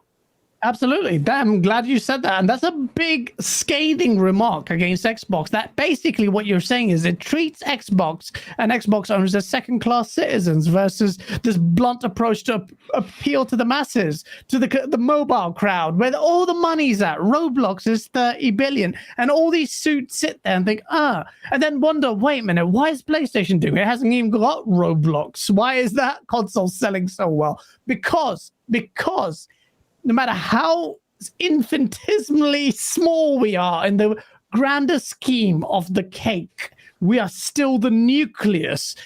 I keep using this analogy, but it all comes from us. Like, there's a shockwave of that sentiment, of the feeling of the brand. It comes from the core gamers, and it just goes out. It always does. Like, he's a Gaz, but how can you qualify that in numbers? I cannot do that. But that is, call it a theory, call it just observing this space. It's just read what Gustavo said. Read what Gustavo said right at the bottom of the live chat. You read what he said. Okay, let me read it. If you all want Xbox just like PlayStation, just sell it and play PlayStation. That's not what we're saying, Gustavo. Listen to what we're saying. Just listen. Well, he makes a good point. He makes a good point where you as well. Now, let me tell you what this. Look, Gustavo, we are not saying become like PlayStation in terms of the games that they want. We were saying, look. I mean, it was like, why are you still an Xbox fan? Look at the roadmap. What is PlayStation's roadmap? I'm only excited about Wolverine 2. Oh, Wolverine, not Wolverine 2, Spider-Man 2. But I'm just saying, I've always liked it how Sony treats the console first.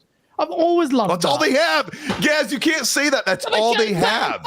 They're making the marks. They're treating the console like first priority. No different. It's no different. You can't say they're putting the console first. That's all they have. That's the only thing they have to focus on. I don't care. But they're still you want Xbox to put the console first before the PlayStation. Like what Xbox or before the PC. Xbox needs to make sure their games are awesome. They are plastered on walls. They're in commercials. That's what you and I are talking about, Gustavo. That's what you and I, Gaz, are talking about. Like, we want Xbox to take the approach that PlayStation does, where the games are so important, they're screamed from the rooftop, and they need to put that they only have to worry about they only have to worry about one piece of hardware. The only difference in the PlayStation Digital is it doesn't have a disk drive. So Xbox has a very challenging DX12, PC, Series S, Series X, xCloud. How's it going to run in xCloud? Accessibility, all that. All these excuses. I don't give a shit, bro. It's like, man, I moved. It was to their Xbox. own doing. It's their own doing, and they want it everywhere. Okay, you're still Microsoft. You're still $1 trillion company. Like you have a scatterbrain focus on it, but you've got the money, resources in your disposal. If you're all in on gaming and you can't even fix the bloody DVR after 3 years, and we're like, we can't deliver the games. But it took 2 years. But go ahead. You think the DVR's fixed? Yes, it's better than PlayStation's, but they took away the Twitter sharing because of Elon is not nice. Elmo. I don't know. I mean, the DVR doesn't record as long as PlayStation, but it's higher quality and it's a better format. It's HEVC H.264 at a higher bit rate. Technical. It's way better than PlayStation. But go ahead. Okay, at least the DVR is good. It's not even the point. You were making good points. Keep going. Anyway, Huggy Channy with the $5 super chat. From Software does a lot of crunch. Philosophical differences with Microsoft definitely allows them to put out more games sooner. There you go. Work ethic. That's it. No, go ahead. Let somebody else. I've talked too much. No. I mean, okay, well, Dave, sorry, I'm mindful of the fact that you said it quietly. Huggy says, like, these studios, they have more of a crunch culture, but the quality shows. What do you like crunch? Jason Trout will come after you. Do I like crunch? I mean, if it gets the job done, yes. I mean, there's always going to be a little crunch, it seems like. It's just going to have to be in every situation. But that's how you manage your time. I mean, do you want somebody working... an 80-hour work week to try and get something done? No. But if it's a 40-hour work week and a couple of weeks of working 50 or 55 to get the job done, coming in on Saturdays, working another shift, something, then I think that's acceptable because right now they need it. We need to get the product out. We need to get it good. We need to get it to where it's not coming out at 30 frames when everybody expected it to be 60. Those kind of things. If it's that little bit more, the one thing people always, a lot of people, but talked about like Halo and things like that, about how they have like a certain amount of staff, and then after so long, the people they bring in to help them after so many days, or they have to let them go because they can't keep them right. The contract workers, but that's actually because of where that particular that's like a state policy. It's a state policy, exactly. It's not so maybe take that studio and put it in another state. Florida's got plenty of room. Freaking Halo, your first party studio 343, and you're relying on contractors. Move it somewhere else, bro. Yeah, I don't give a shit. Just freaking move it. Like everyone else has a solid team, not relying on contractors. Or if they do rely on contractors, like Naughty Dog, they still release quality games. Like 12 contractors on Naughty Dog. Yeah. 12 studios help them land The Last of Us 2. And I rate them for that because that's hard. Somebody cooks in the kitchen and you still manage to bring that to work. Well, everybody has their own discipline, Yep. Cole was talking earlier about like when a certain game, had the problem, Microsoft has like a certain team that goes in and tries to help them fix out some technical problems. Maybe they need to have a studio of maybe 50 to 100 developers that if there's a game that's toward the end of their, that they actually go in and they can assist all these other teams, and it'd just be a group of, well-trained, versed in the different engines that they can send them around to why not? I mean, they seem like they have the money to do that. I don't know if that's practical Obviously, or not. they have the money.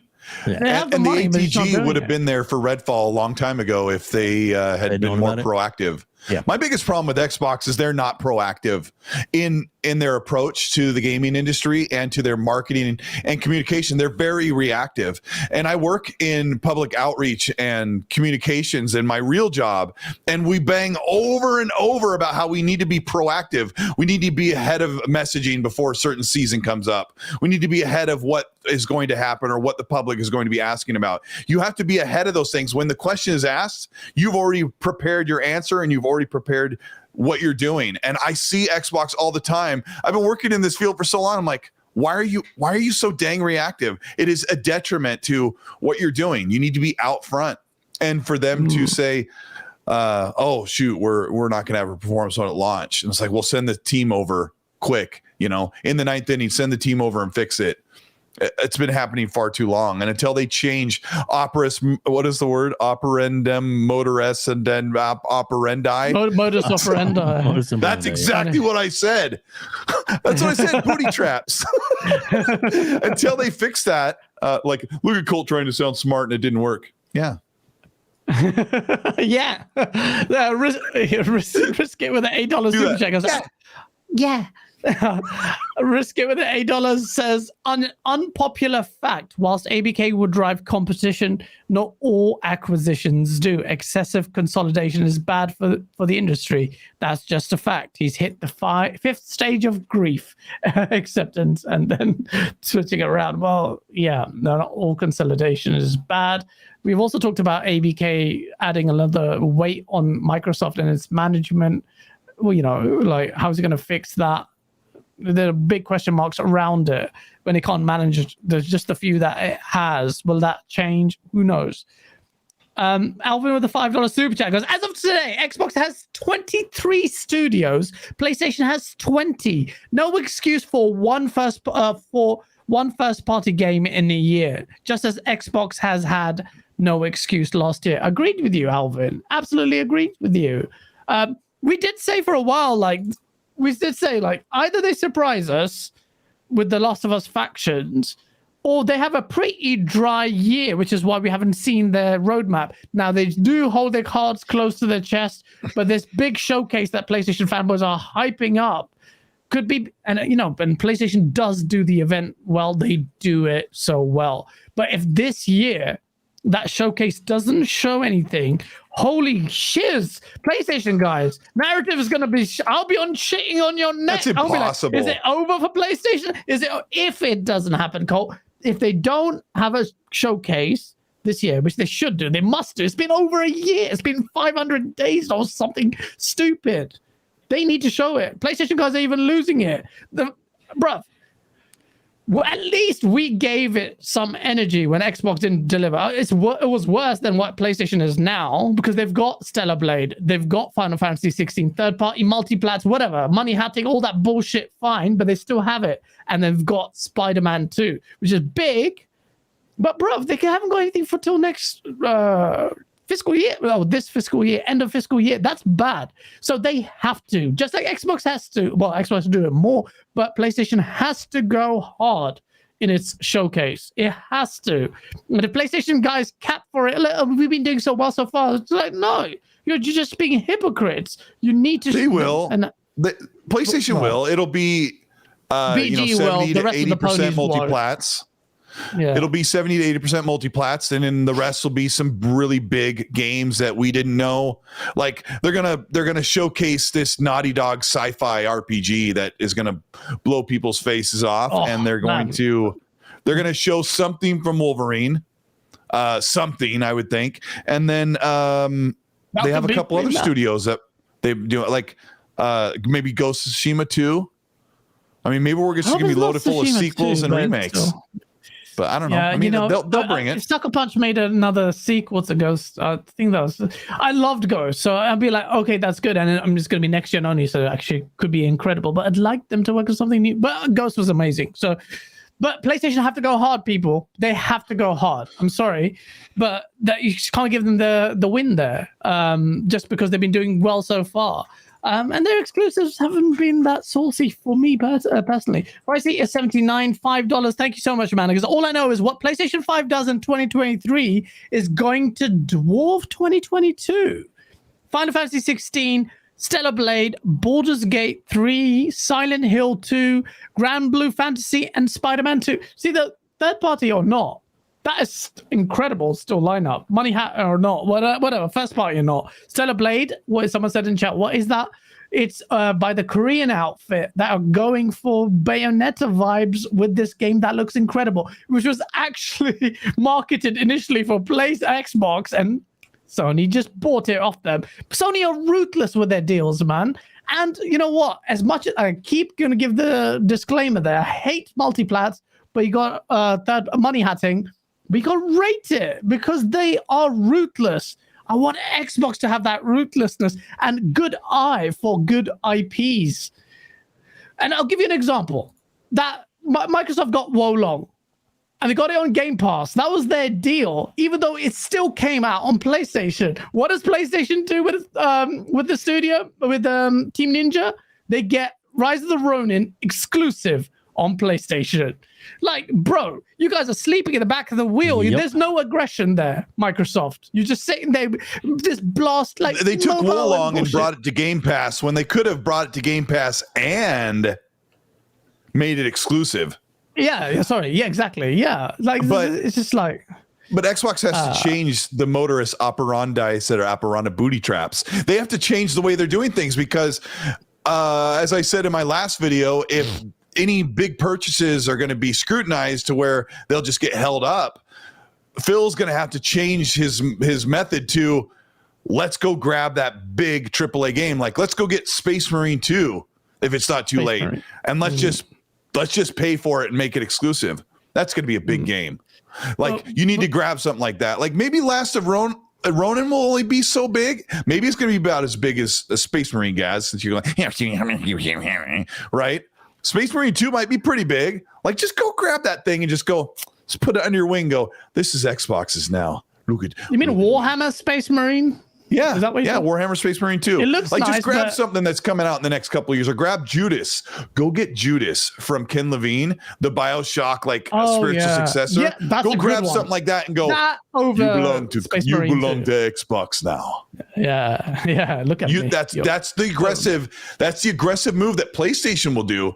And if Xbox doesn't get off of their little lawn chair and start doing stuff like this while they fight for 9 months to 2 years for Activision Blizzard and King, they're going to have to get up, dust off their tight wallet, and start buying stuff now and getting What? games on Xbox His money right has- now. No, so I was talking on Thursday about this. Like, I appreciate that it might be the correct decision. I really like that Phil Spencer and his Xbox have not been doing the money hatching thing. They probably had the opportunity to keep their Call of Duty map packs and exclusivity contract going all them years ago, and they said, no, we don't do that. That's shitty behavior that doesn't help people at all, and they stopped doing it. Now, as a business, in terms of like how that's helped Xbox in its growth and all the rest of it, probably a mistake. But for me as a gamer, like playing games and buying them, the stuff that you're saying there, you want like Xbox to go in and pay for exclusivity for that Judas game, that doesn't help me at all. I don't want that. I don't care. Why? You'll still be able to play it, Asa. You'll still be able to play but it. how does that help You'll me? be able How to do play I it on your benefit? Xbox, or you'll be able to play it on your PC. The Xbox buying exclusivity is so different from PlayStation because if Xbox buys Judas, everyone gets to play it because it's not coming on Switch. Apart from PlayStation, Everyone guys. gets Judas except for PlayStation I'm only already fans. getting And Judas, guess what? Cole. The PlayStation only fans only make up a small amount of people on this planet Earth. Why can you Because- justify that? You're still excluding them, though. Bro, you can't bemoan money hatting, aggressive money hatting, and then be a proponent for it. Unless your argument is, do you just sit back and let PlayStation do it? Which at that angle, I agree with you. Yeah, and why don't agree you? with you. Why does Xbox not want to bring in people to Game Pass? Like, if you money hat something like Judas, the general public will go, okay, where can I play that? PC, Game Pass, Xbox Series X, Xbox Series S, or cloud. Well, I don't want to play on cloud, so I'll get it on my PC, or I'll get it on Xbox, or I'll go buy an Xbox. It's a win-win everywhere around for Xbox. They'll get console For sales. Xbox, yeah. They'll For get Xbox. Game Pass. What did I say? No, Did I you're misspeak? right. I'm agreeing with you. Yeah, for Xbox, Yeah, it's a win-win for But for Xbox. me, They'll though, get Cole, either Game Pass sales or console sales or both, or they'll just make great sales on PC. and everyone who buys Judas is going to buy it from the Xbox ecosystem. And that is and that's really good. It's different from PlayStation. When they buy KOTOR, no one gets it unless you own a PS5. But there are 30 million PS5. Sorry, what is it? There's going to be 60 million PS5s out there by the end of this year. And most of those people also own a PC or have an Xbox. The PlayStation only fans, as I call them, make up a small. I have to ask though, because I'm saying like, if you were to say Microsoft should go to that studio and say, I want to get this Judas game on Game Pass. Yeah, you can tell me that, and I'll say, yeah, I can see a direct benefit to that. Then I can play the game without paying for it. But you're saying you want them to go to them, get it on Game Pass, and also block it from PlayStation. And I'm saying that's good for Xbox probably. Yes. But for me, why would I care for that? I like the fact that Xbox don't do that. Didn't Crap Gamer get rebuked for Phil Spencer for that very thing that you're proposing? Are you the next Crap Gamer? Do you want to lose your friendship with Phil? Because he would say, hey, wait, are you talking to me? Yeah. Because you're saying you want them not just to put it on Game Pass, you want to block it. Sorry. No. I mean, I don't. Crap Gamer was mad that they were putting it on PC. Back in 2016, I was like, "Oh, good, you're putting it on PC. I could pick and choose where I want to play Quantum Break." I was happy about that. That's what went wrong. I know it doesn't went wrong, but hey, can I throw something out? No, but Ace is right. Okay, Ace is right. What is that? How does that benefit him? So what if it's all good. What if, I know Ace, you don't like the exclusive, but what if it was a timed exclusive, like a year or 6 months, to where you could, well, I'm just saying that way it's eventually still available everywhere else, but yet we get it, and it also encourages the growth of Game Pass if it's on Game Pass. I mean, I think that would be a win-win. Is that something that you would be open to, or no? For me, I'm not close to things. I'm not close to things. There's always, again, there's nuance and subtlety in everything, right? There are situations where a Microsoft or a Sony putting money into a game is money that wouldn't have been there, and they're effectively investing into my hobby, and I benefit in that sense. But Judas in particular, like Judas is a game. It's going to happen. It's going to be at a certain level of polish. It's going to come out. And I don't see the point in paying to take that away from PlayStation. I see the point from Xbox's perspective, but I'm not Xbox, right? I would much rather... It's silly, but I like that Microsoft don't do that very much. I have the only kind of exclusives that I particularly enjoy, is if you're going to do an exclusive that takes advantage of a piece of hardware in a unique way, I'm in favor of that. If you're going to do like VR is an obvious example. If there's an exclusive game on the PlayStation because they want to support VR, obviously Xbox doesn't do that. That exclusive makes sense to me. But if they're doing it like Final Fantasy, they're saying like we're just going to pay to stop Xbox fans from getting it. That doesn't benefit me. I have a PlayStation, but it doesn't benefit me. I'd rather Sony use that money on something that gives me more rather than taking things away from other people. And this is the consumer-friendly Xbox. So you can argue that it's good for their brand to get these exclusives, but being consumer-friendly is good for their brand as well. You'd hope. But the game has changed. It's why the whole reason I brought up how they need to aggressively money hack games that they don't own, like PlayStation does, is because they're in a situation right now where they can't. Because you're right, Asa. They want to bring games, and they're sharing all the ABK games with everyone. But the trade-off is, now Game Pass and the console have more games. I mean, the console already had them, but now Game Pass has more great content inside of it, which will draw in more subscribers. If the regulators don't let them have ABK, Asa, then they don't have a big group of games that they can't make from their studios, because even with 30 studios, you can't make enough games to keep Game Pass as big as Xbox wants it to be. So if they get cut off from ABK, I say they have to make aggressive purchases to get games into Game Pass. And if that means they have to also make them exclusive, that will also draw people to say, well, I got to either get, like I said, Xbox console, PC, or a Game Pass subscription. And that's what Xbox wants, because it's not about what I want. I'm not trying to say I want them exclusive. I was trying to say Xbox needs them to grow Game Pass bigger and grow the platform, because you have to have a reason to get those games. And right now, over the past year, they've been putting these small rinky-dink games while they wait it out, and they've seen they haven't grown as big. But that now PlayStation is different. On that side of things, I do agree with you, because I wasn't challenging that Xbox could use and benefit from them. It's the angle that, like, I want it, me personally, as a person at the end of it playing these games. That's a bit different. Yeah, I mean, we all have access to all of them. I've got a PS5, a Switch, 2 Switches. I've got a great PC, and I've got an Xbox. We're lucky people. Right? Yeah. We're very fortunate, and if you have more than one console, like, you're not locked down. Of course, there's a lot of us in the chat, whether you're a major PlayStation fan or an Xbox fan, who just sits here and goes, well, I want to play everything I want right here, where my friends are, where my trophies are, where my progress is, where I party chat. You know, I understand that. But Xbox needs to get out of the dugout and start swinging, because they've been doing nothing for an entire year.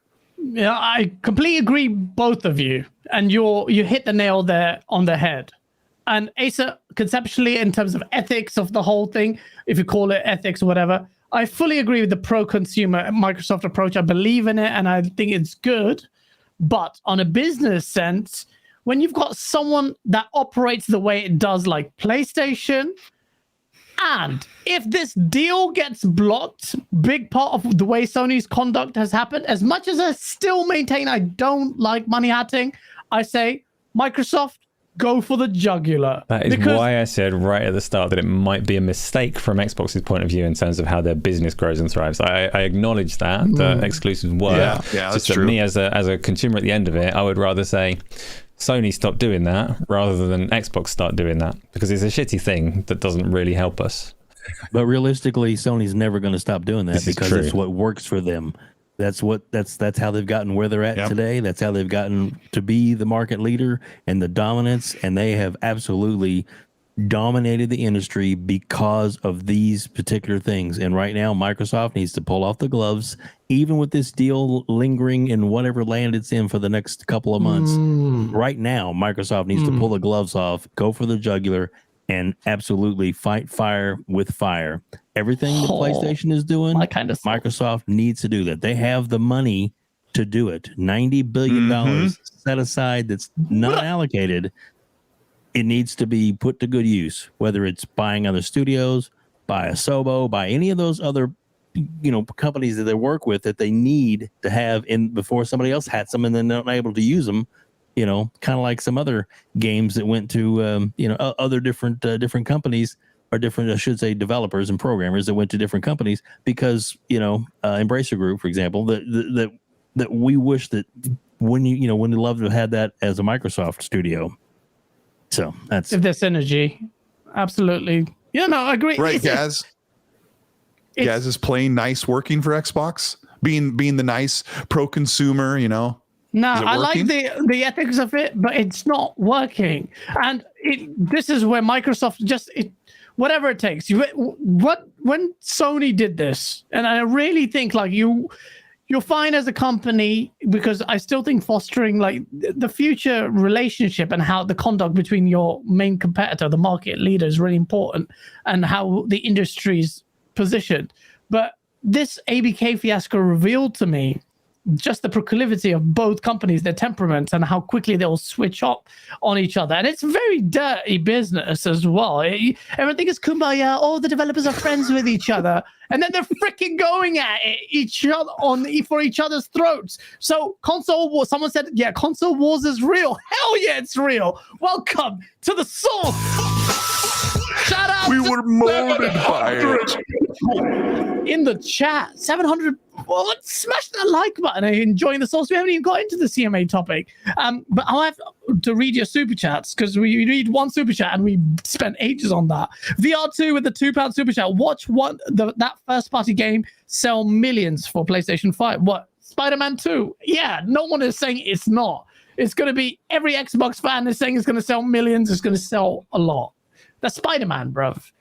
Ace 23 Brooklyn, New York with the $20. Thank you, man. He goes, PlayStation released MLB The Show, Horizon Forbidden West Burning Shores DLC, Spider-Man 2 later this year. Sony started with 13 billion for acquisitions. They have 5 billion left. So 20% more for acquisitions, assuming that it was Sony, not just PlayStation.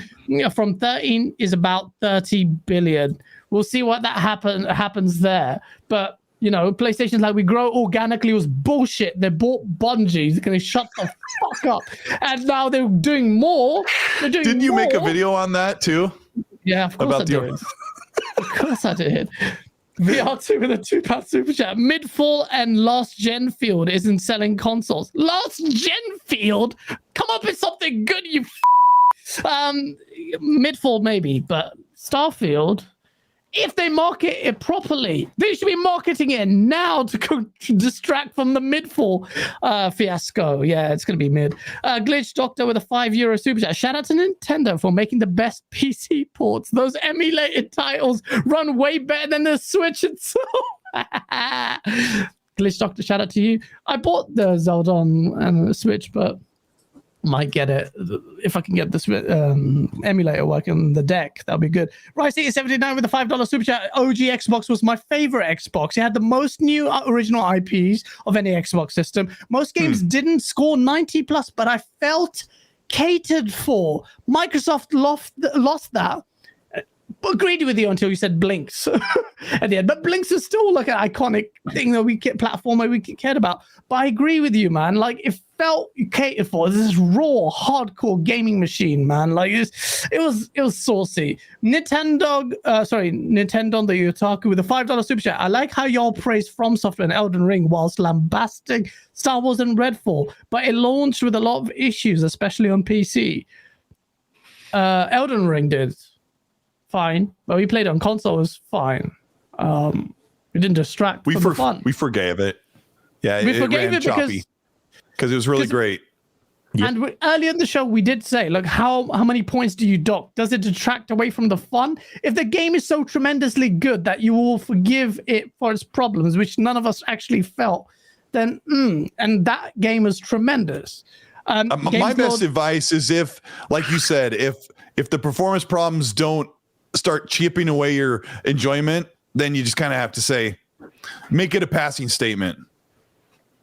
I mean, it's a That's how I feel. And everyone has different interpretations. I mean, remember Elden Ring was choppy, but we all loved it, and it just never took away enough enjoyment to even make a dent. That's probably why Jedi Survivor is where it is on PlayStation 5 and partially on Xbox. So moving on. Games Lord with a €2 super chat. Fire savior of Xbox, Phil Spencer, hire gas. Bad idea. Spartan goes to the. Thank you though. Spartan. The next game would be Cocaine Bear. Out there. What the fuck is this? What is this? What is this? And everyone's just like, they just sue me for PTSD and workplace stress. I'm actually very nice to work with. Your first game for Xbox would be like a super boring, like 70-hour Dune game where you just walk around and talk to people in the sand.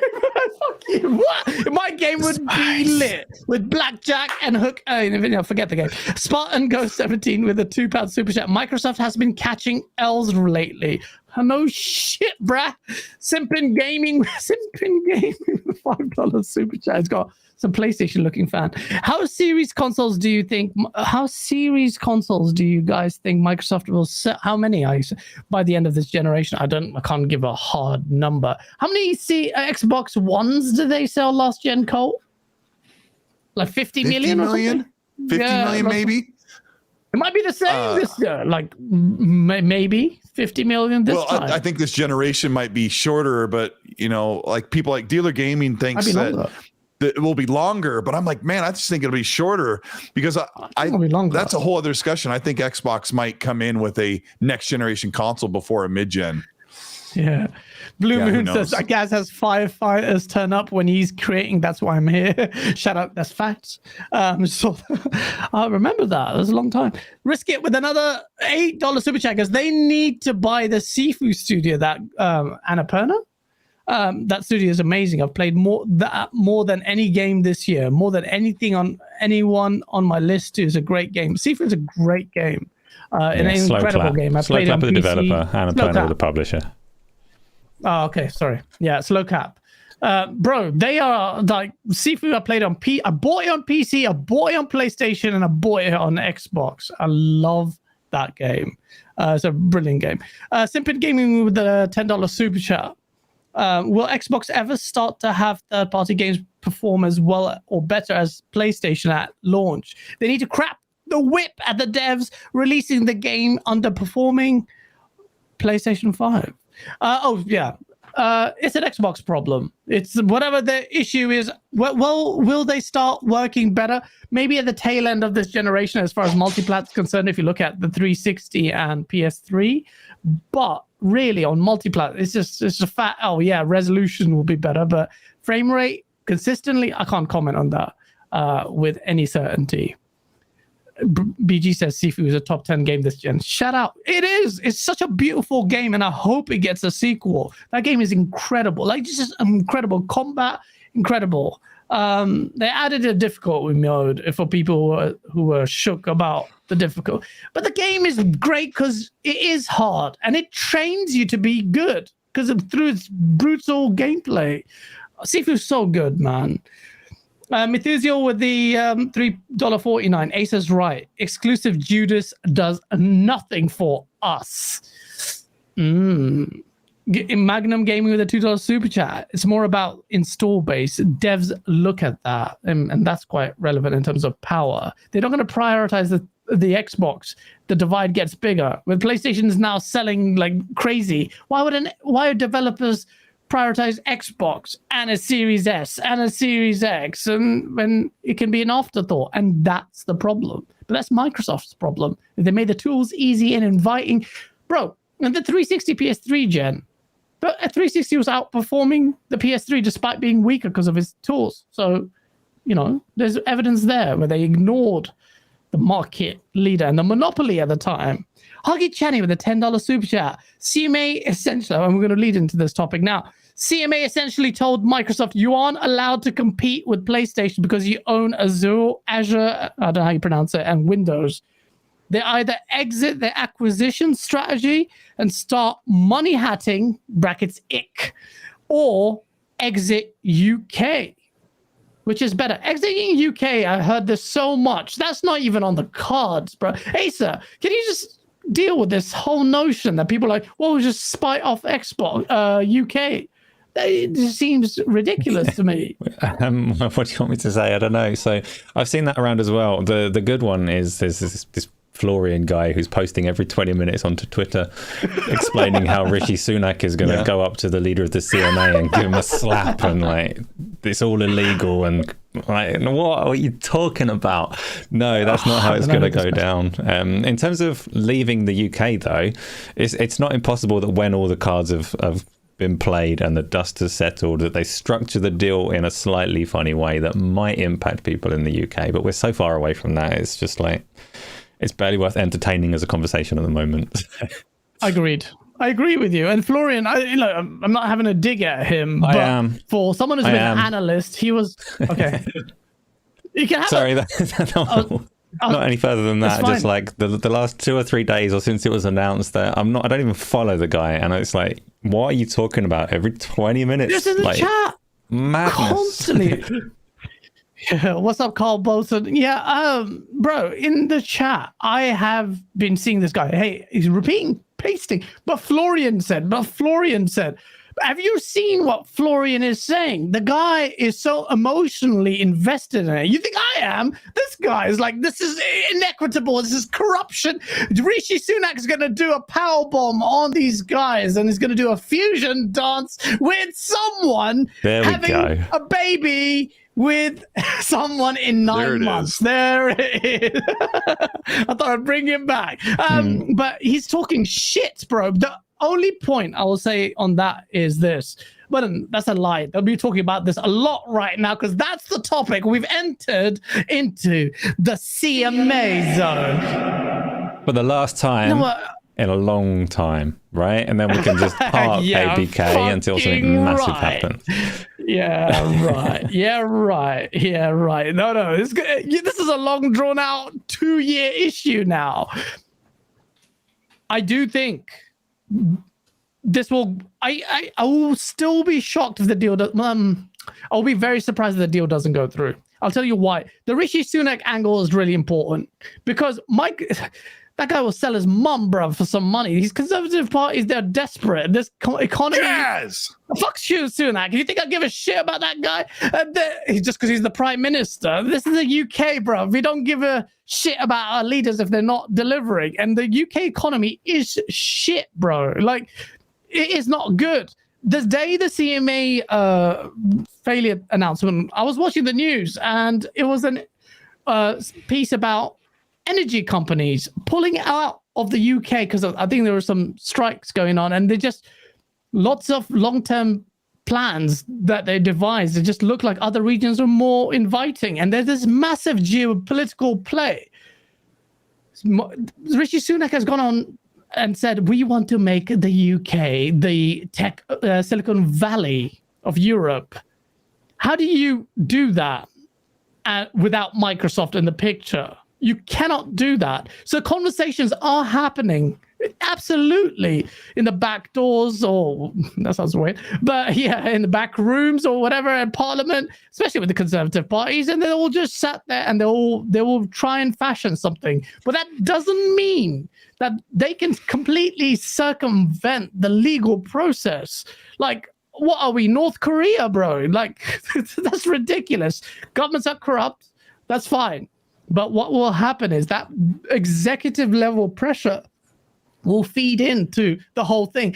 How will that happen, Gaz? If we've got a fixed legal process, we've got the CAT hearing this appeal soon, and we'll get into that with Colt Eastwood. No, so let's. I haven't introduced it. So the CMA have blocked the deal. I haven't got a video coming out. Thumbnails made. I'm sorry, it's been a busy week. But you have to check out Acer's video on it. It's really good. It's really good. Very sensible. If you like that shit. Who needs to be sensible and nice and objective? You know, you want someone to wave your hand, which he does. He does a Reforge Gaming. But it's great video. You did it. Have you not seen it? It's so good. I love it. But I love you for doing that, Asa. I just did not expect that, and I was crying out loud. I was like, Asa, you saucy minx. Yeah, but please do check out Asa's video. It's actually really good about what does that mean. You know, a lot of people crying about corruption, this and that, and your video was really good because the cloud argument. So let me fucking introduce them. I'm doing such a terrible job here. The CMA has blocked the deal. It blocked it on basis that none of us expected they would. Apart from Asa kept talking about it, although he did think the deal was going to go through as well. But Asa is the only person that I know or that I've heard of, even in this space, talk about the cloud angle being a thorny issue. And yes, and you have made a montage of it. It's really good, and it was you got to get your props for that. And my argument was, it's too speculative. Like, they can't qualify it. On what basis can they do it? But your video made me realize, hold on. And I didn't just necessarily disagree with the CMA's understanding of it, because there's like, okay, it is new. They concede that there is no regulation in this space, so it's hard to do it. But if it's a new market, and assuming this 60 to 70%, I don't know how they're coming up with that figure, by the way, Asa. Like you say in your video, 60 to 70%. 60, there's a big difference between 60 and 70%, bruv. A lot of people are saying it's based on the Game Pass subscriptions, which means that never trust what a lot of people are saying. That's something everybody should have learned by now. Yeah. Never trust what a lot of people are saying. There's been this massive theory going on that the CMA haven't done any research and don't understand the industry, and I still disagree. They bloody well do. It is speculative. You're absolutely right. But you're still introducing the topic. Carry on.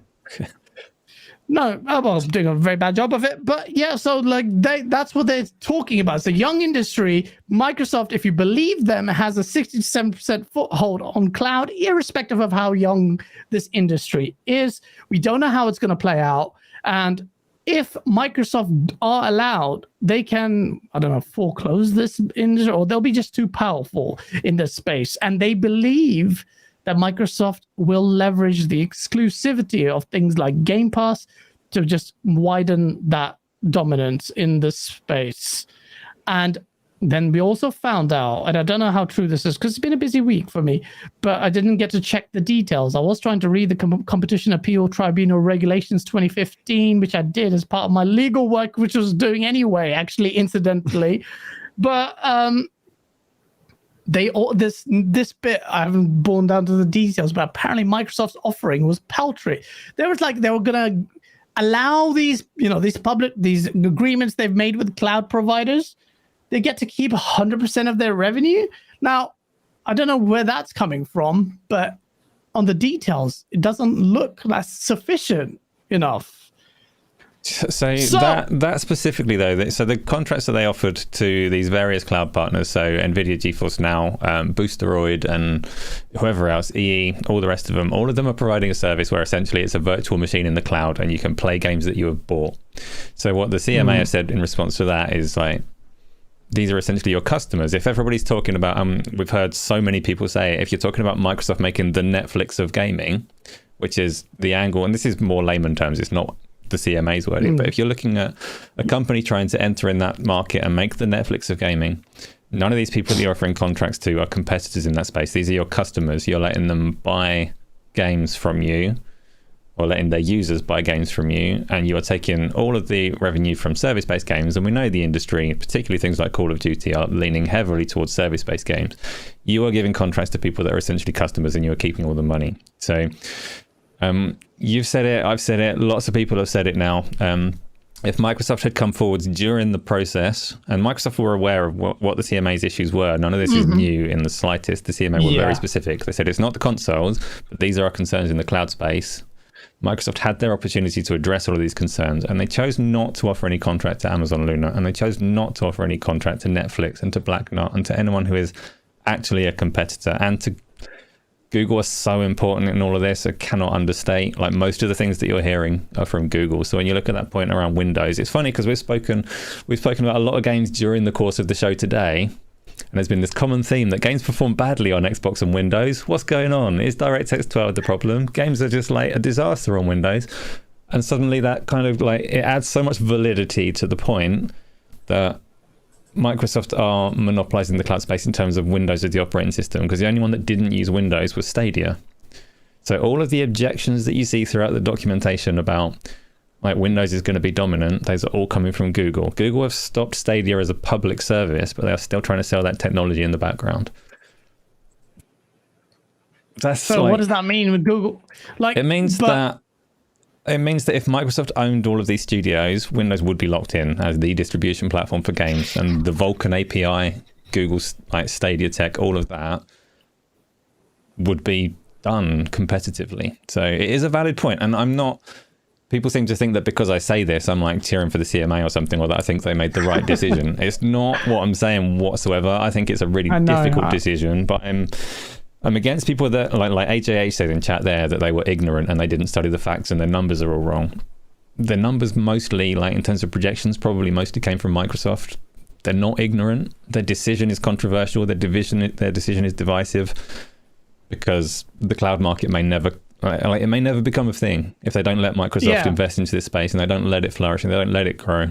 And they talk about these people that can't afford a console and can't afford a PC, and they say these people, like, if the space isn't competitive, it's really bad for these people. But today, nobody is catering for these people. So I'm not here saying I agree with the CMA's decision and it should be blocked on this basis, but I'm very much saying that they're not stupid. Like, they've done their research and they do know what they're talking about. So. Yeah. No, I agree with you. The cloud angle, I dismissed it because it wasn't even a conversation. It was the console market thing dominated it, constantly dominated the console, which I think is a bullshit argument, which is where that thing came from. But you're absolutely right, and thanks for summing that up. And it's important. But what's the likelihood? Because in my view, the way this goes through is this. Microsoft will keep doing. They announced another freaking partnership with God knows what they're called. Another Enware. Like, what the fuck is Enware? Is that N-Gage? Yes. We got the Nintendo N-Gage. Well, whatever they are. I just feel like Microsoft need more meaningful agreements. These are their. Forget PlayStation. PlayStation is such a tiny little morsel of Microsoft's competitive, competitors. They don't. But if Microsoft can show the way to show the not goodwill but intent, being pro-consumer, means doing possibly the impossible, offering, at least offer. I say the word offer for a reason. Something substantive to the likes of Netflix, Amazon, Google. That's the way you disprove it. You've got they can submit. A lot of people are saying it's all procedural. The CAT will only consider on the basis of what the decision was made. I disagree with that because in law, sometimes the case morphs completely over a period of time. Case like this, I'll be very surprised if the CAT would ignore a fundamental changing of the case completely. If they did, Microsoft can also take him to the Court of Appeal, by the way. It's not the final decision, which would be a fucking nightmare. Talk about this for even longer. Sorry, I've talked about this for ages. But I'm just going to introduce it to you, Colt. Colt, this was bad news. And I'll read your super chats as well to tie into this. But this was bad news no one expected. And the deal looks sketchy now. Oh my God, the PlayStation guys celebrated so hard. Lucky bastards, they get such goodness. Why could Xbox was getting it at the start of this gen? Now they enjoyed it. Yes, you've enjoyed the goodness. You've enjoyed the goodness of the sauce for like over a year and a half straight. Yeah, like with no break. True. Like you've been just bathing in the tears. So it was time for you to just take a break. I know, but I love the sauce. I love the anti-PlayStation sauce. It's so nice. Tastes so good. I want to apologize to Asa because when he was talking about the CMA, like I also made the assumption they don't know what they're talking about because some of their arguments do sound like they have no idea what cloud and the market is and where Microsoft stands as a monopoly. And I made statements like that and got called out in my comment section of my video. Like, how can you say these government employees don't know what they're talking about? It's like, well, I've worked in government before and they don't know what they're doing most of the time. But anyway. That's true, though. That is true. It really is true. But I also know, and I didn't say this in my video because it's super rude, is that there's a power trip play. How dare these, measly little peasant civilians try to assert their dominance over our supreme government power? Whether you're in regulatory body or you work, you fill out someone's information to get their driver's license at the DMV. I told you the joke, or I said this earlier about how my friend worked at the DOL, the Department of Licensing, where you test people for their license, and he had ultimate dominion over everyone's driving credentials is how he acted. And I would sit back going, seriously? But no one saw this. Like no one saw CMA pulling a 180 and like people making fun of FOSS patents.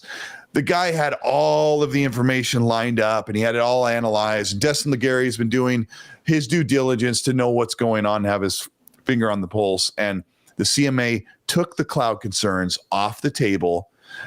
They had the console concerns off the table and they were ready to approve. And then last minute they get like Lena Khan reaches out and I can't remember who else you were reached doing out. so well at the start, Cole, and then you morphed it into you can't help it. Lena Khan came in, the corruption, FOSS patents, Florida. And I'm looking at Asa. Are you serious? Are you serious? I started shaking my head as soon as you said that the cloud stuff was taken off the table because they were so specific that the cloud stuff was still an issue. And people like to rewrite history and they didn't take it at the time, but they said they were dismissing the console space as an issue, but cloud is very much an issue that they're still looking at. And they list the reasons that they blocked it, the 4 reasons that they've given were the same 4 reasons like 5 weeks ago. They have not changed their mind at the last minute. They really haven't. Bro, they announced it that the cloud thing is still, and that's the only issue. They did a bold move and said the console argument we've taken it off the table.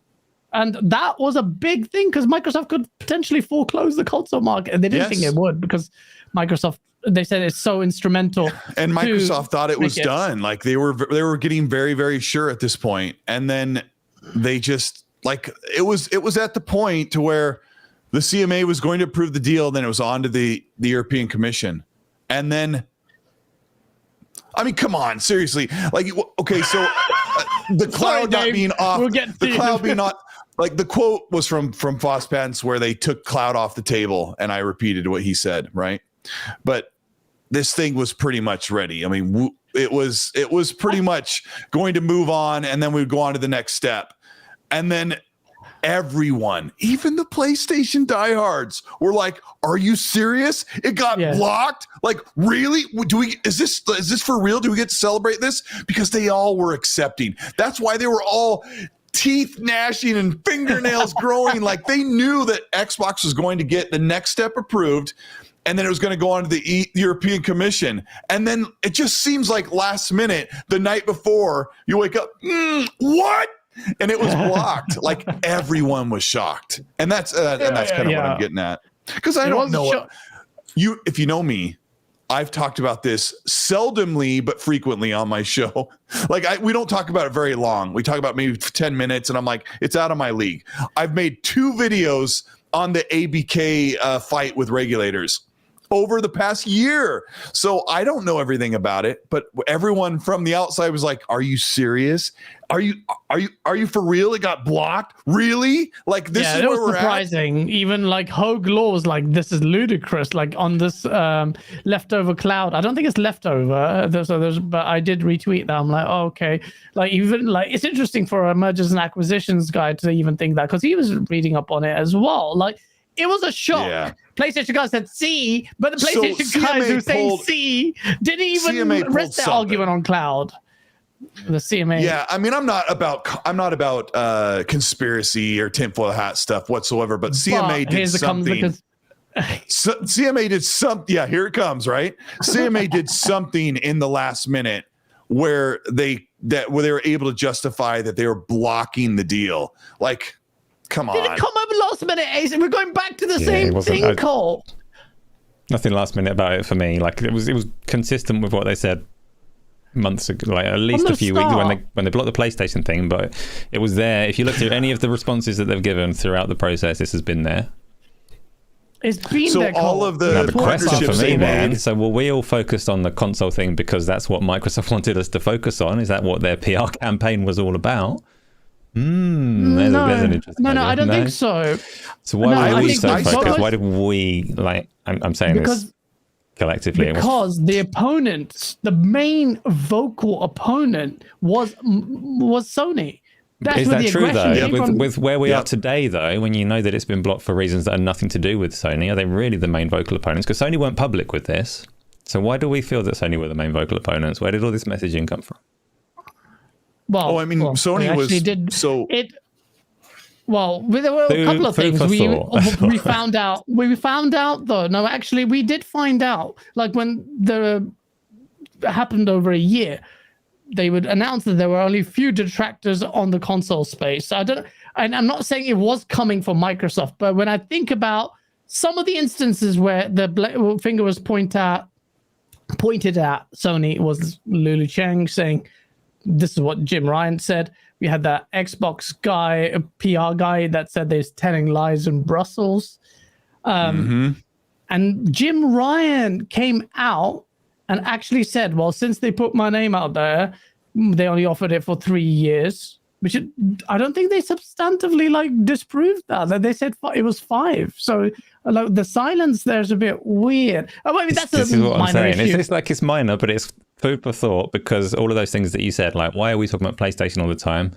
Because Microsoft were talking about PlayStation all the time. Jim Ryan came out once publicly to respond to something that Microsoft had said, but besides that, there was $150 million spent on choosing where these conversations took place publicly, and they did not mention Google.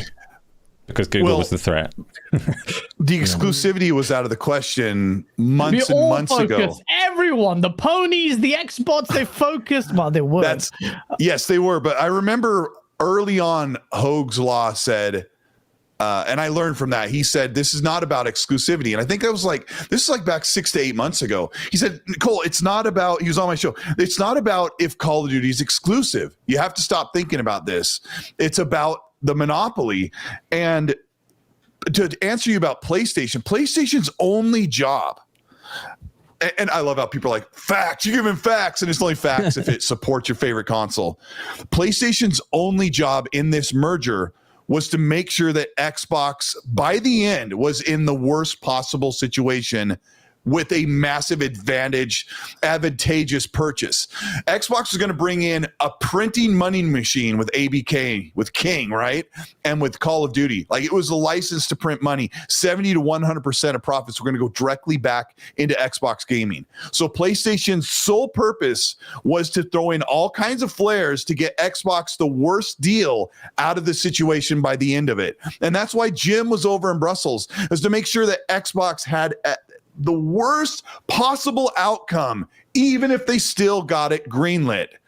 They wanted to block it, but at the very least, they had to get Xbox in a bad situation. Like, yes, you can buy this car, but we're gonna take all of the bells and whistles out, and we're gonna try and make you pay more. And they're sharing their cloud with all these other people.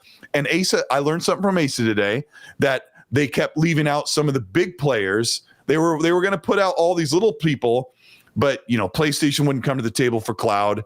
And who'd you say? Because Google's out. Amazon and Luna. Amazon Luna was not. They didn't reach out to them and say, "Hey, we'll put your games there," because Amazon and Google are their real competitors, not PlayStation. PlayStation makes up 20% of the global gaming revenue across mobile, PC, and console. So they're not worried about PlayStation. PlayStation just came in and threw a big wrench in the gears of it. So when you look at everything that went on, when it's not about exclusivity, that is about cloud, and Xbox seemed to be so flexible, right? And then the CMA blocks it anyway. That's like, oh my gosh, my phone's listening to me when I say the word GOOGLE. It's like it wrote out everything I was saying. It's and I don't blame the UK, but there's people saying things like the UK is closed for business. They're not tech minded. They're not allowing things to grow. And I don't know about that stuff. And I think that strategy, bro. Look, okay, sorry, look, I'm just mindful, Dave. I'm so sorry we've been ranting. It's all good. I'm loving it too. Yeah. What are you talking about? What do you mean? What are you talking about? You don't be listening. What are your thoughts on this deal? Do you think it's still going to go ahead and go through? I guess the big question is, this is what they're up against now. So where do we go from here? In the current state of Xbox. Correct. So if they're like, it has to be, I guess, from understanding, from Luke Steele and those other lawyer gamers that we listen to, that it needs to be, the first part of this needs to be at least kicked back for the CMA to review the way they've done it. Does Microsoft have the opportunity to, at that point, say, okay, cool, since you're going to listen to this again, well, we want to make sure we have Luna. We want to make sure we have this. Everything that Asa was talking about that they left out the table, is it the kitchen sink time? Is this everything that they can to, if that's clearly what's the holdup, is that what you need to do to get the deal to go through? And after that is all done, is it going to be worth it for Microsoft in the end to do this? Because the option of pulling out of Britain, that is so problematic, and there's so many issues, logistical headaches. Oh my God, well. there's so many different tie-ins that you could, even with the veil threats and stuff that were going on with Brad Smith, that about we've been 40 years with Britain, those things. That's kind of dangerous, I think, because I don't think so. I don't agree with that. So a lot of people do agree with that, and a lot of people made this very vocal point that Microsoft is so petty making this statement. The moment it got announced, I was thinking the same thing. Microsoft need to release this statement. I was their legal counsel. It's not really a legal counsel point, but the strategy does count when you're trying to battle a case or litigating, but it's more of a PR thing. But I would have 100% hold up the executive to account. Bro, this is a $70 billion deal. Yep. If the UK and Rishi Sunak saying, we're going to make it the Silicon Valley, what is Microsoft essentially saying? Minus all the emotive language, they're saying, well, prove it. If you're not, are you open for business? Are you going to accommodate us? Without us, you're Well, that's true. That's true. But then again, where's that going to leave Microsoft, though? I mean, if for some reason they're like, Okay, the executive cool. pressure is not negligible, Dave. Like, there's no way. I get that. I get that, and I'm not dismissing that at all. But I'm just saying that it just seems like if they're trying to be the nice guys, that now it's the point to where they need to give them everything that they want, everything that they balked at. But is that going to be enough? Can this turn around? Is this That's fixable? a good question. That's a very good question. That's the biggest question. That is the biggest question. That is the big question. Is it dead already? Can it be salvaged? Microsoft immediately came off the back, like they already had their statements planned, and they were saying, "Look, we are fully committed. We're going to appeal this." And Activision did their whole pretty venomous rhetoric as well. They desperately want this deal to be done. They desperately want this deal. Their shares tanked, whilst Microsoft's shares increased, which means that their own investors are more bullish about Microsoft. They want them to leave this acquisition that's kind of sinking this, not sinking the company, but they feel obviously the perception is there. But will it go through or not? Now, I wouldn't disregard the deal as dead, but the thing that would cause me to say this thing is finished and Microsoft will most likely not have the appetite to keep litigating on this is if the EC rules against it as well. Because to me, the US is safe ground. They will litigate and they will win. Because, if you know anything about the UK and the branches of government, the executive, legislative arm and the judiciary, there's more of a fusion of powers. In the UK and the US, there's a separation, yet somehow corruption, it's not conspiracy, it's just understanding in the landscape. You had Congress rebuke FTC completely on the basis of their competence, and in the US, I think they'll win the case. The geopolitical angle you cannot ignore with a $70 billion deal, China going around there, US is already parroting that. With the UK, they still have to be observant of this process, but that executive pressure will apply. I think the deal will go through. I still think the deal will go through. It's not born out of a reason of wanting it to go through. I will personally be shocked that big business can be curtailed at levels like this. Let me ask a question for you guys. Speculative one, because speculative is so important here. Do you think that cloud gaming is like a mainstream future for gaming? Is that the direction that the industry is headed? Such a good question. I don't definitively know, because when Jeff Grubb put this poll up, he said, do you think it's going to be big in 10 years? I struggled to answer the question. I could have gone yes or no, and I actually ended up voting no, only because I find the adoption of the internet speeds and widespread, because that's quite a fundamental part of this. And I just don't know, I can't see it moving fast enough in that sense. The adoption of it, in theory, Microsoft obviously believes in the cloud vision and cloud being big. We've talked about it here, like it's going to be big, but I'm really 50-50 on it. I don't know if it's going to be big. It might be huge. It's obviously like relevant to the topic, but let's just run across the panel and see, like, because it's what the decision has been based on. Colt, it's cloud gaming, the future of gaming, and we'll go like 10, 15 years, whatever the time frame is everybody going to be playing on cloud? Is that accessibility the most important thing going forward? I mean, I did like a whole 3-minute segment on my video and then cut it out on the editing floor about that speech, that I think in 15 years or 10 years, a lot of people will be playing on demand, because if you can grab a wireless controller, turn it on, and launch the app on your phone or on your TV, and you're playing on demand, like you don't have to download games anymore. I think it's going to be a big deal, but there is an eventuality in like 10 to 15 years where we think of our console more like we loved our CD players or our Blu-ray players or whatever, right? So and I really think that's true, because I mean, I loved my disc players in the car or wherever they were. Like, they were a big part of my life. And then one day I was on an iPod, with earbuds, and then 10 years later, I was streaming everything to my phone. And when I got in my car, the music continued because it was on the cloud. And video games are a big deal because your movies are on demand and your TV's on demand.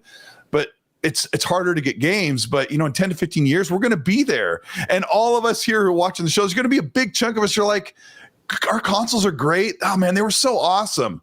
But I don't really use them anymore, and I don't really buy them anymore. I think that's an eventuality, and maybe that's where I don't give the CMA credit, where they know that future's coming like I do, and they're looking forward, like, where does that leave consumers? But I look at Xbox, who's just like, we're everywhere. Our access is to everyone. All you have to do is pay for the subscription or just be in the ecosystem.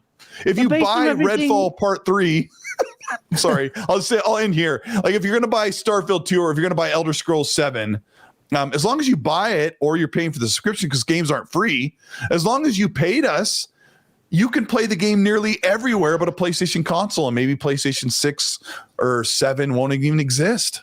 So everything you've just said has suggested that CMA should block the deal. No, because I just told you Xbox games are available to everyone. So there's no monopoly. Doesn't matter. What's the monopoly? What's the competition worried about? Xbox making all the money because they've built up Azure? Like, where would Apple be if they weren't allowed to say, look, we've done this the best?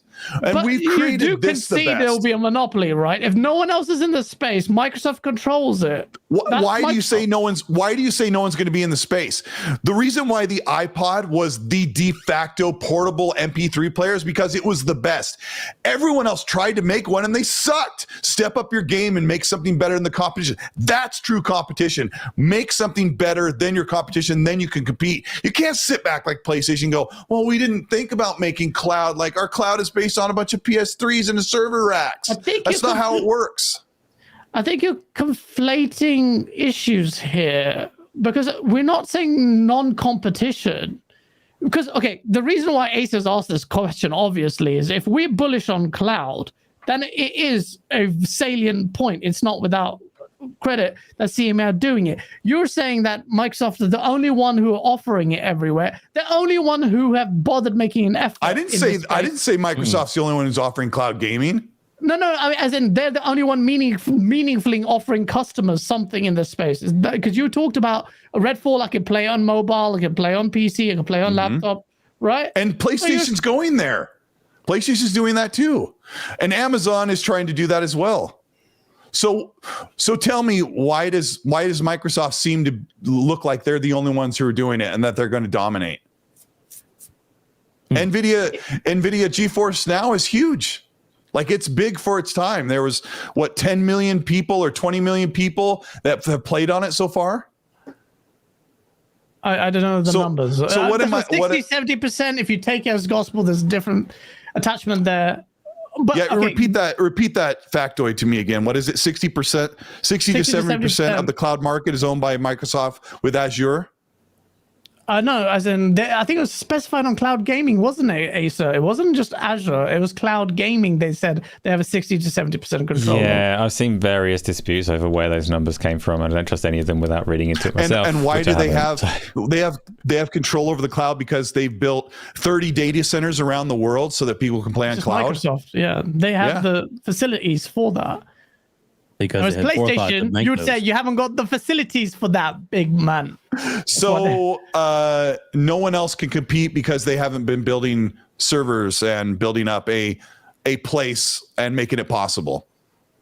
No, I'm saying that everything you've suggested gives warrant, because it's still control. Just because I'm not disagreeing with you that maybe other attempts have been anemic. Google didn't try. That's why it failed. That 100%, we know that. Gaikai with Sony, where's that? It's not even the same. Dead. Yeah. Amazon Luna is an absentee, like, in this space. They didn't even try. Netflix is starting to try. You've got Joseph Staten has joined there, and who knows where this is going. But Albert G. Gaz is 100% correct. He will just say anything that sounds anti-Xbox. Shut the Yeah, no, he'll say anything that sounds like you're supporting PlayStation. He doesn't understand. Once Gaz starts going, oh, poor PlayStation, they haven't partnered with Xbox. They don't have cloud. So Gaz is right.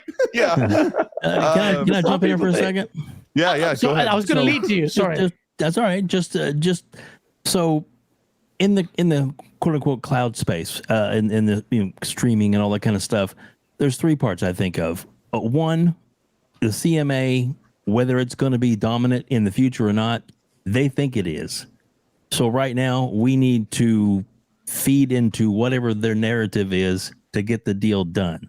That's one.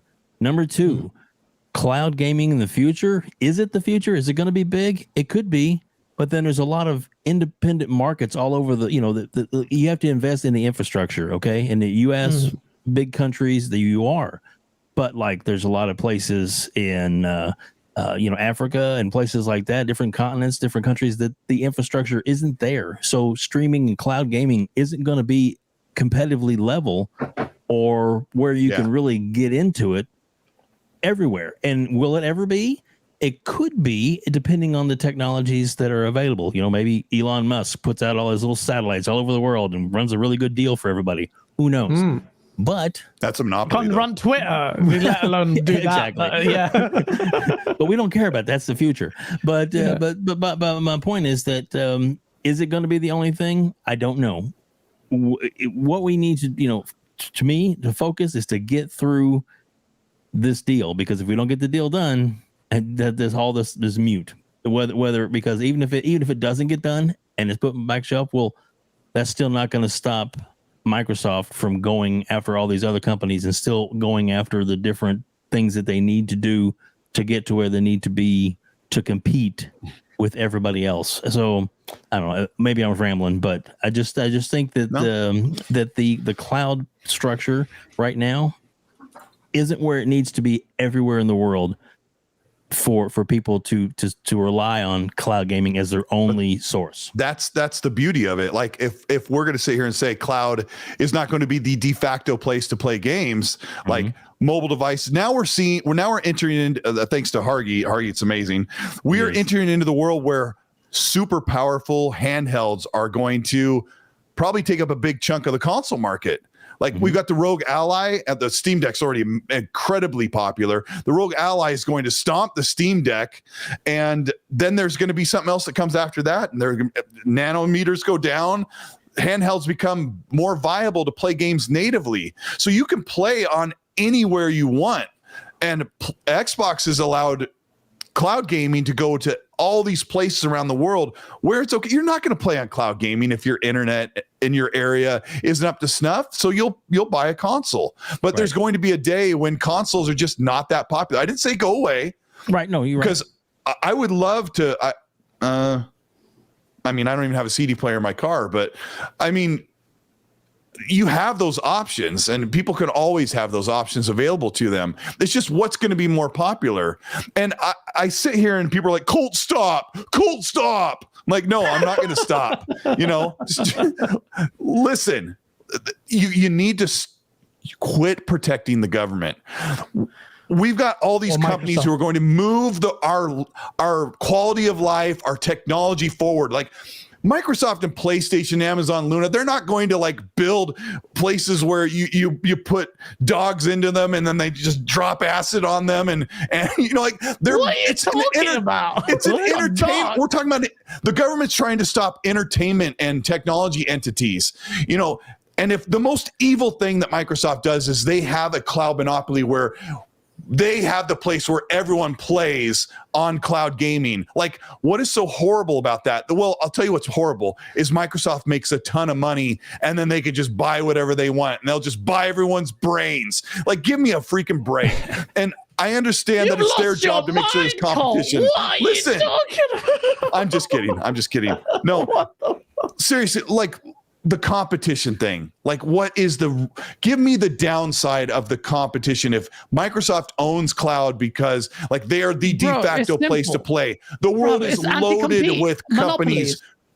That doesn't make it right. Two wrongs don't make it right. The whole point of the FTC and regulators getting this enhanced power is to curtail movements in the space where anemic regulation has caused a select few corporations to have amass control and control in a way that's anti-consumer. Now look at Sony. Sony's basically got monopoly. It's acting like a bitch. That's a different argument. Yeah, they're worried about price increases too, right? Yeah, exactly. I get that. So Yeah.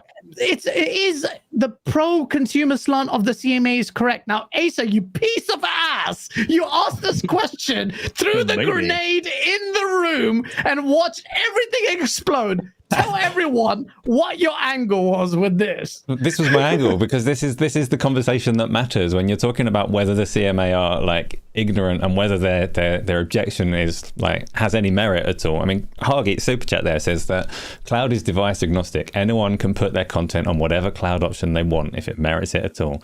Which is the argument. Like, Microsoft controls so much of the cloud infrastructure, and they'll control too much if they also control the content. That's what the Activision acquisition is all about. It is about controlling content, as well as infrastructure, as well as the operating system that runs most of that infrastructure. Colt was talking about that ROG device, right? Again, Microsoft API, if you want to run any games on that thing. And this is where it becomes like a massively powerful position. You can argue whether competition can exist in that space or not. And that's a very important argument. That's what the CMA have to define. But Microsoft will be hugely powerful if they control all of those things. And Windows as a gaming operating system, and okay, there's people quoting semantics like, oh, Xbox isn't Windows, right? It's DirectX, it's Microsoft's library. It will be massively powerful. And if you want to make a game, you're going to have to make it for that. And if anybody else wants to enter the space and they don't want to pay Microsoft to enter that space, they say, I want to be a cloud competitor, I'm going to enter this space, I'm going to need to use Windows. That's a massively powerful position that Microsoft already have in operating systems in the home.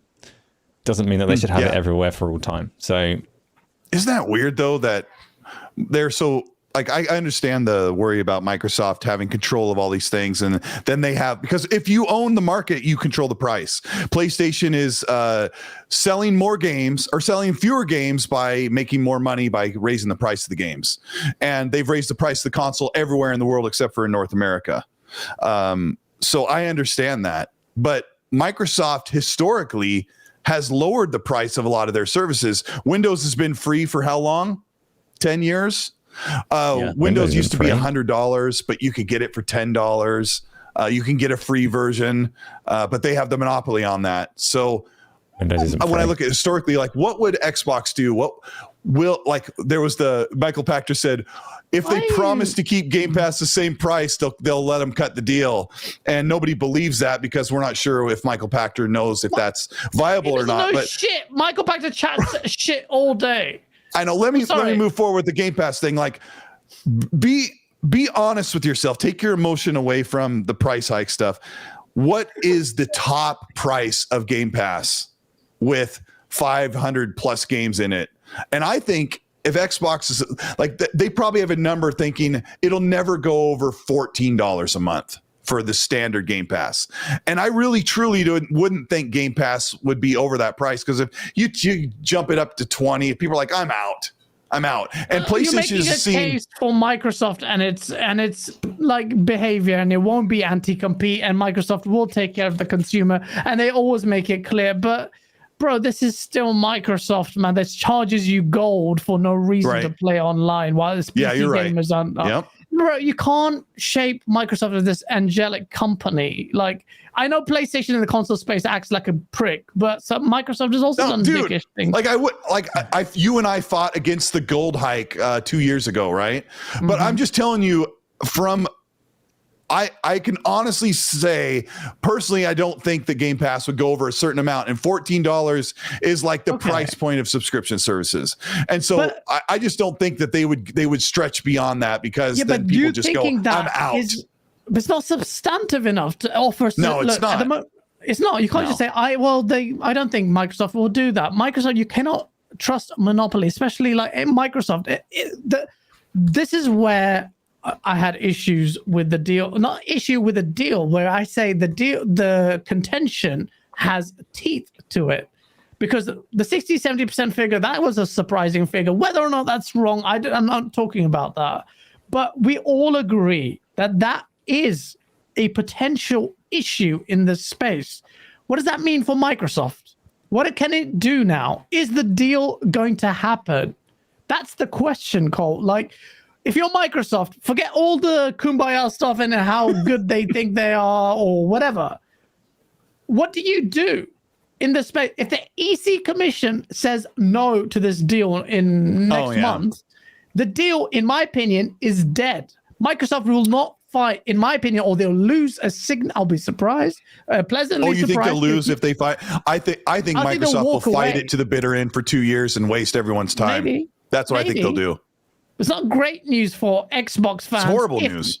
Because Xbox fans feel like they're distracted by this massive ABK deal where they can't even tender to our basic requests or their promises. So ultimately, it's a bad look. It's a bad look. If the deal fails, and I think we've established now, thanks to Asa and his nuance and his clever questioning and introducing and educating that. Thanks, Asa. Thanks, Asa. On the cloud angle, there's an argument. Fuck Sony's shitty argument. That's dead.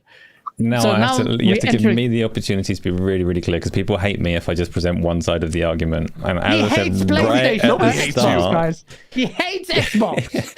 as I said right at the start, though, there's an equally valid argument that if you stop Microsoft from doing this, then you make things worse for a lot of consumers who would embrace that space that may not grow otherwise. So there are two sides to this argument, but a lot of people are already making that one. So I just like to get people thinking about the other one as well, because it's really not a simple decision. And if you ask me if the CMA were right or wrong, I'm not going to give you an answer because I can't see the future.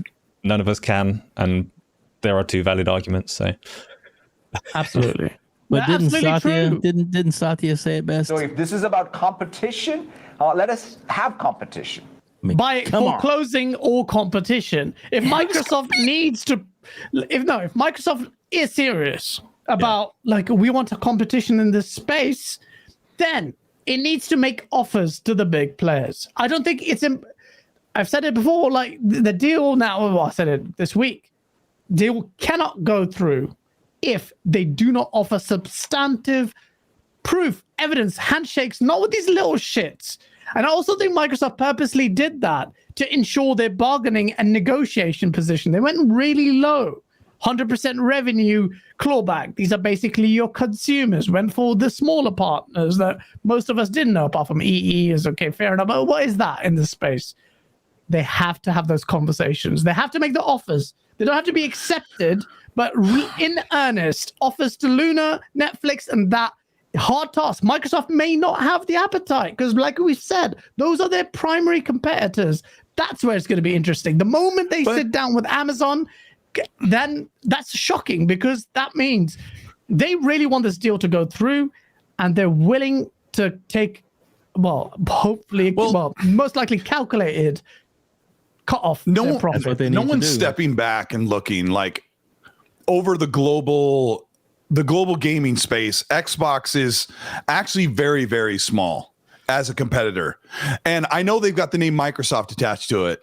And that's why I made the joke about, are you worried about Microsoft making more money? Are you worried about Xbox being competitive? When I made the jokes about how evil it could be. So PlayStation has the dominant market of the console gaming and alongside Nintendo. And those two make Xbox look super small. And this is all about gaming. Now, when Xbox has a cloud monopoly, Asa, Xbox doesn't have all of the games on cloud. They only have their games on cloud and a few that they partnered with through Game Pass. And so let's take a step back and think, how many games come out a year? About 1,000 games come out per year through independent and big studios and in between, right? About 1,000 games every year. How many of those games would be exclusive to Xbox's ecosystem? how many of those games not will be very able many to at all. thrive without being made for Xbox's ecosystem? Say again? How many of those games will I be didn't hear able the to first- exist and thrive without being made for Xbox's ecosystem? How many of the exclusive games? No, games in general, in that future that you're describing where Microsoft control everything. Where most people are on cloud. Because I don't see the future where Xbox hosts everybody's games on cloud. I think that's where Luna's not super big right now. They're a big competitor but when that future starts to come in, that's when everything will grow. And that's what the regulators are worried about. But then you have to step back and say, look where Xbox is now. How long in the next 10 years will they be a dominant force and be able to set prices because they've gotten so huge? I still don't see that, but maybe I'm not looking at it from the right direction because if Xbox offers 500 games on Game Pass at one time, how much of a dominance over all the games that are available in that entire like generation of games being built? It's a small portion. So I don't see where the monopoly is in that future. Am I looking at the wrong direction? No, look, this is speculative in nature. But one thing I will say, Microsoft is the one basically making investments and a meaningful development in this area, even though it's not that great. Google Stadia did really well and gave up. Microsoft hasn't. He believes in the vision of cloud. I find it counterintuitive, potentially, despite the anti-compete concerns, to what could potentially just derail the whole cloud market completely as well, because this is the catalyst growing cloud. Microsoft has ABK, this nascent market. You're going to basically cut it off before it even thrives. Why does it need Microsoft only I don't know why the others aren't making real attempts. If they are, and we don't know what they're doing. But I find it hard. I find not maybe unjust, but I find it counterintuitive to the development of the cloud space, where the biggest player and the most pro-consumer, whatever, is not even allowed to carry on or enhancing that in the short term. The equitable decision may have been, and I know the CMA doesn't operate like this, was add conditionality on it on 5 years plus, and we have a look through what you've done. That doesn't work that way. You can't. It would be such a terribly intricate deal where you have a system of checks and balances against this acquisition that's conditionally approved, and whatever the parameters are that you're checking that, okay, you've done this, the industry's still thriving, and you've helped. It doesn't work that way. So it's speculative stuff. I understand the CMA's angle on cloud. I don't agree that it should be curtailed before we've even seen it thrive. Thank you. That's how I feel, because a lot of us are basing this on the precipice that Xbox Cloud is going to host everyone's games for them, and they may. They may. I mean, and you may not see it, but if you let me think of let's say that Judas game comes out and it's only on cloud because that's where most people play. And the way to do that is they have to call up Microsoft and say, hey, we need you to host our game on Azure. And then Xbox gets 70% and they get 30 and they get 70. I can understand that, but we don't know where that world goes. And when you think of Xbox being so small, niche of niche, right? And Matt's saying it in the chat as well.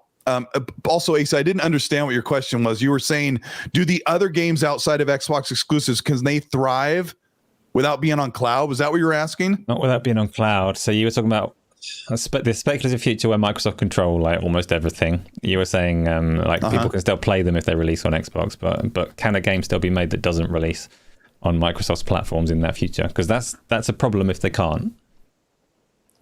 Well, I mean, they can. They can. Like, if somebody makes a game that is not partnered with Xbox, they can put it on Steam, Epic Game Store. They can put it on Windows PC Store.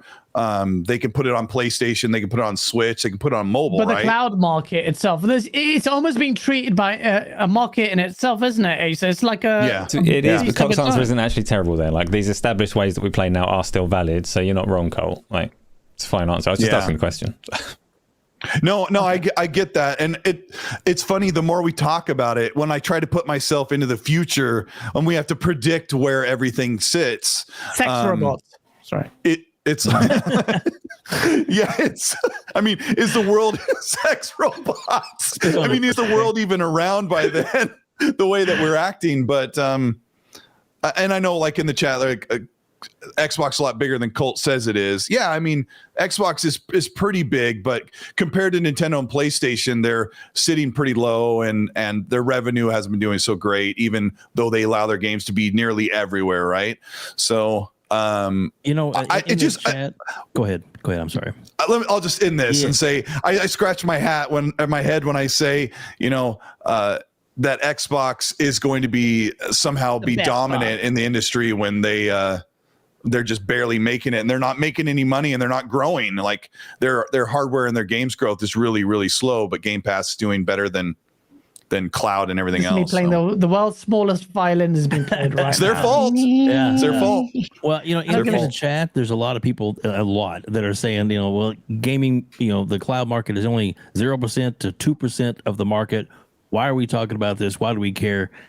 The thing is, the CMA care about it right now. Microsoft Obviously. care about it. Well, yeah, but I'm saying that if we want to get the deal done, we better figure all this crap out quick and get Not it to we. where, well, you know what I Microsoft. mean. Microsoft Yeah, needs to sorry. figure this out so that we can so they can move it forward. Because if they don't move the ball forward, all these other worries about cloud gaming really won't matter, because Microsoft is doing a lot of innovation, a lot of forethought. They're planning ahead, and like Sony seems to be kind of dropped the ball on this at some point, and they were not really anticipating it being as growth in Game Pass. And these things are important, and that's why we're talking about it tonight. Is that it's I get it. Is it boring? Is it going to be the future? Who knows? Nobody really knows, because we don't know yet. Is there innovations that get it to where it's affordable and viable for everybody in the world? Yeah, that could definitely happen, but it won't happen if we don't let the people who make the games and put out the product work on it. And I think that the CMA has a big chance. Where they say they're trying to protect the consumer, they really have a big chance of hurting the consumer if they block this. And it's just what I think.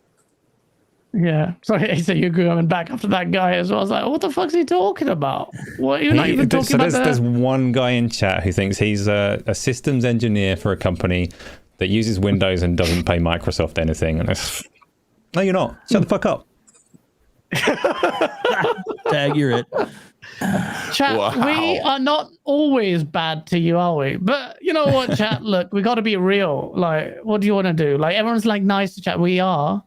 But if we don't agree with you, we'll say, shut the fuck up. And you can tell us, shut the fuck up back. Okay, moderator powers would ban you. No, we won't do that. But look, you don't get this kind of chat anywhere else. We have an earnest chat about it. Real. And we always do that here, despite my bias or whatever. It's still intriguing to me. Let me read the super chats. They were so generous, and I have to read them all.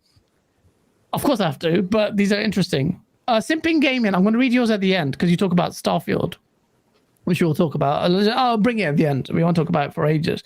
Purple Tree Fog, thank you for being a member for 11 months. What happens if Microsoft closes the deal without the approval of the CMA? Unlikely. Fines? Would they be less than $3 billion they have to pay if it doesn't close? Microsoft just needs to divest out of the UK, which is unlikely. I think the question, we've talked about this earlier, but it's just not even worth answering. It's bullshit. Nintendo, the Otaku, a new Xbox game was just announced an hour ago. What was Yes. Sort of. I can't find it, but thank you. I think it was an NFL player has been hired to help, or has written a script or something about a sci-fi time travel game for Microsoft. Okay. Yeah. And then people are like, Quantum Break 2. It's like, no, Quantum Break's dead. Wasn't that great? As much as you guys love it. Sci-fi. Let me get it for you, because Jez was right here. It says from the Baltimore Ravens. I don't know. I don't follow football anymore. Caillou Blue Kelly says he signed a deal with Microsoft for a new video game, which will also have a movie based on the game, describing a SEAL Team 6 that travels back in time to stop people from trying to change historic events. And there's no code names on it, so Jez and company have not dug up any information. Exclusive? But he said it in an interview, in a football related interview, on a podcast exclusive. or something. Okay. Yeah. I wonder who the studio Apparently is. Xbox exclusive. It'll probably come out in 13 years. So. Yeah, true. I mean, games take 6+ years now, so yeah. BG in the chat, $10. Thank you, man. He goes, bunch of Twitter randos who got their law degree from Taco Bell University and acted like experts on merger acquisition were wrong. Shocking. People should have just stayed quiet and played their games. What would you talk about? They were on Spaces all day instead of going to work too. Yeah, that's true. I'll get Kelly with a $10 super chat. These guys spend ages on Spaces. Don't fucking work. It's crazy. Huggy, he goes, the entire thing with cloud is a non sequitur because Netflix exists and has its own content means you can't sub to Disney. You can easily sub to anyone when you want. Cloud is also useless. What? That goes into counter to what you were saying earlier. I like what he's saying because he's supporting one of the things I said that, and you guys got mad at me, but it's like, what is it? It's the government's job to make sure everything's fair, but you got to put out a really great content and compete. Like you have to compete, and Xbox needed to compete. They needed to actually make stuff, and they're trying to make some money so they can make more great things. But no, fuck their money, man. But it's the way you say it doesn't sound right. Like I agree, what you said is exactly what I was saying about. It's hard to penalize.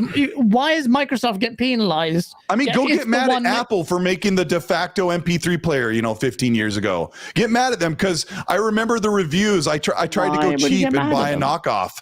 I tried to buy I can't remember who the brands were, like the big name brands tried to make their own iPod and it was clunky and crappy and it got low ratings. Microsoft's not innovating in this space. Yeah, this isn't Apple buying loads of musicians though to cement their place in that market. So Microsoft have got the technological innovation, and this is a deal about buying the content that stops other people from competing, right? So your iPod analogy would be like they'd have to go and sign a record label or something. What do you mean, buying Call of Duty, Overwatch, Diablo that will remain multi-plat, which I think forever? How does that keep people your from competing? Your iPod analogy, like Apple weren't penalized, but Apple didn't try and sign record labels, or maybe they would have been penalized. No, I mean it's hardware, but yeah.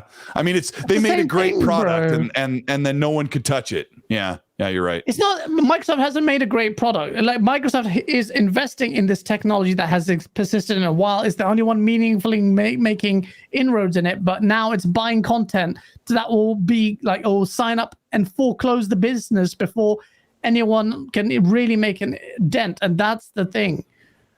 But notwithstanding my previous comments, but I don't know. Huggy, your super chat was also really good because I wanted to touch another angle on it and I've deleted it. What the fuck? Control Z. Sorry, I've lost it. Huggy with a $5 super chat. My Xbox doesn't use Windows. It uses Xbox for cloud gaming. There is no Windows cloud gaming for Microsoft. Xbox sort of uses a Windows kernel or whatever. It uses a sort of Windows operating system, but that's not the same thing, right? Yeah. Yeah. No, the reason why I brought up the iPod is it was a hardware is that they've got the cloud infrastructure. Like they built Azure, they built a product, and they're putting out physically around the world. And then everyone else has to go do the same thing if they want to compete. They can't sit back and say, "Oh, there's no competition because we didn't build a cloud infrastructure on our own." That's what I'm talking about. Like when you talk about signing deals with the studios, that's Xbox is buying Activision Blizzard King so they can have more revenue to continue investing in more iPods. That's what I'm getting at. See, the argument that I'm taking from you that I do agree with is that I don't think that Microsoft should be punished for growing this area that doesn't exist yet, which is, like I said at the start, that's the counterpoint. Yeah. And that's what you're putting forward, I think. And I'm not against you on that. Yeah, that's a good point. Yeah. I mean, it's looking in the future sucks because we don't know. Like we're all speculating the same as even Microsoft, who are forward planning for the future, and so are the other platforms. But yeah, and that's the tricky part. There's no right or wrong answer there because we don't know where the cloud might not even go anywhere, despite the deal going through. We could have a solar flare. That's gonna happen. People, you think I'm crazy? Remember these words. Let me say one more thing to make.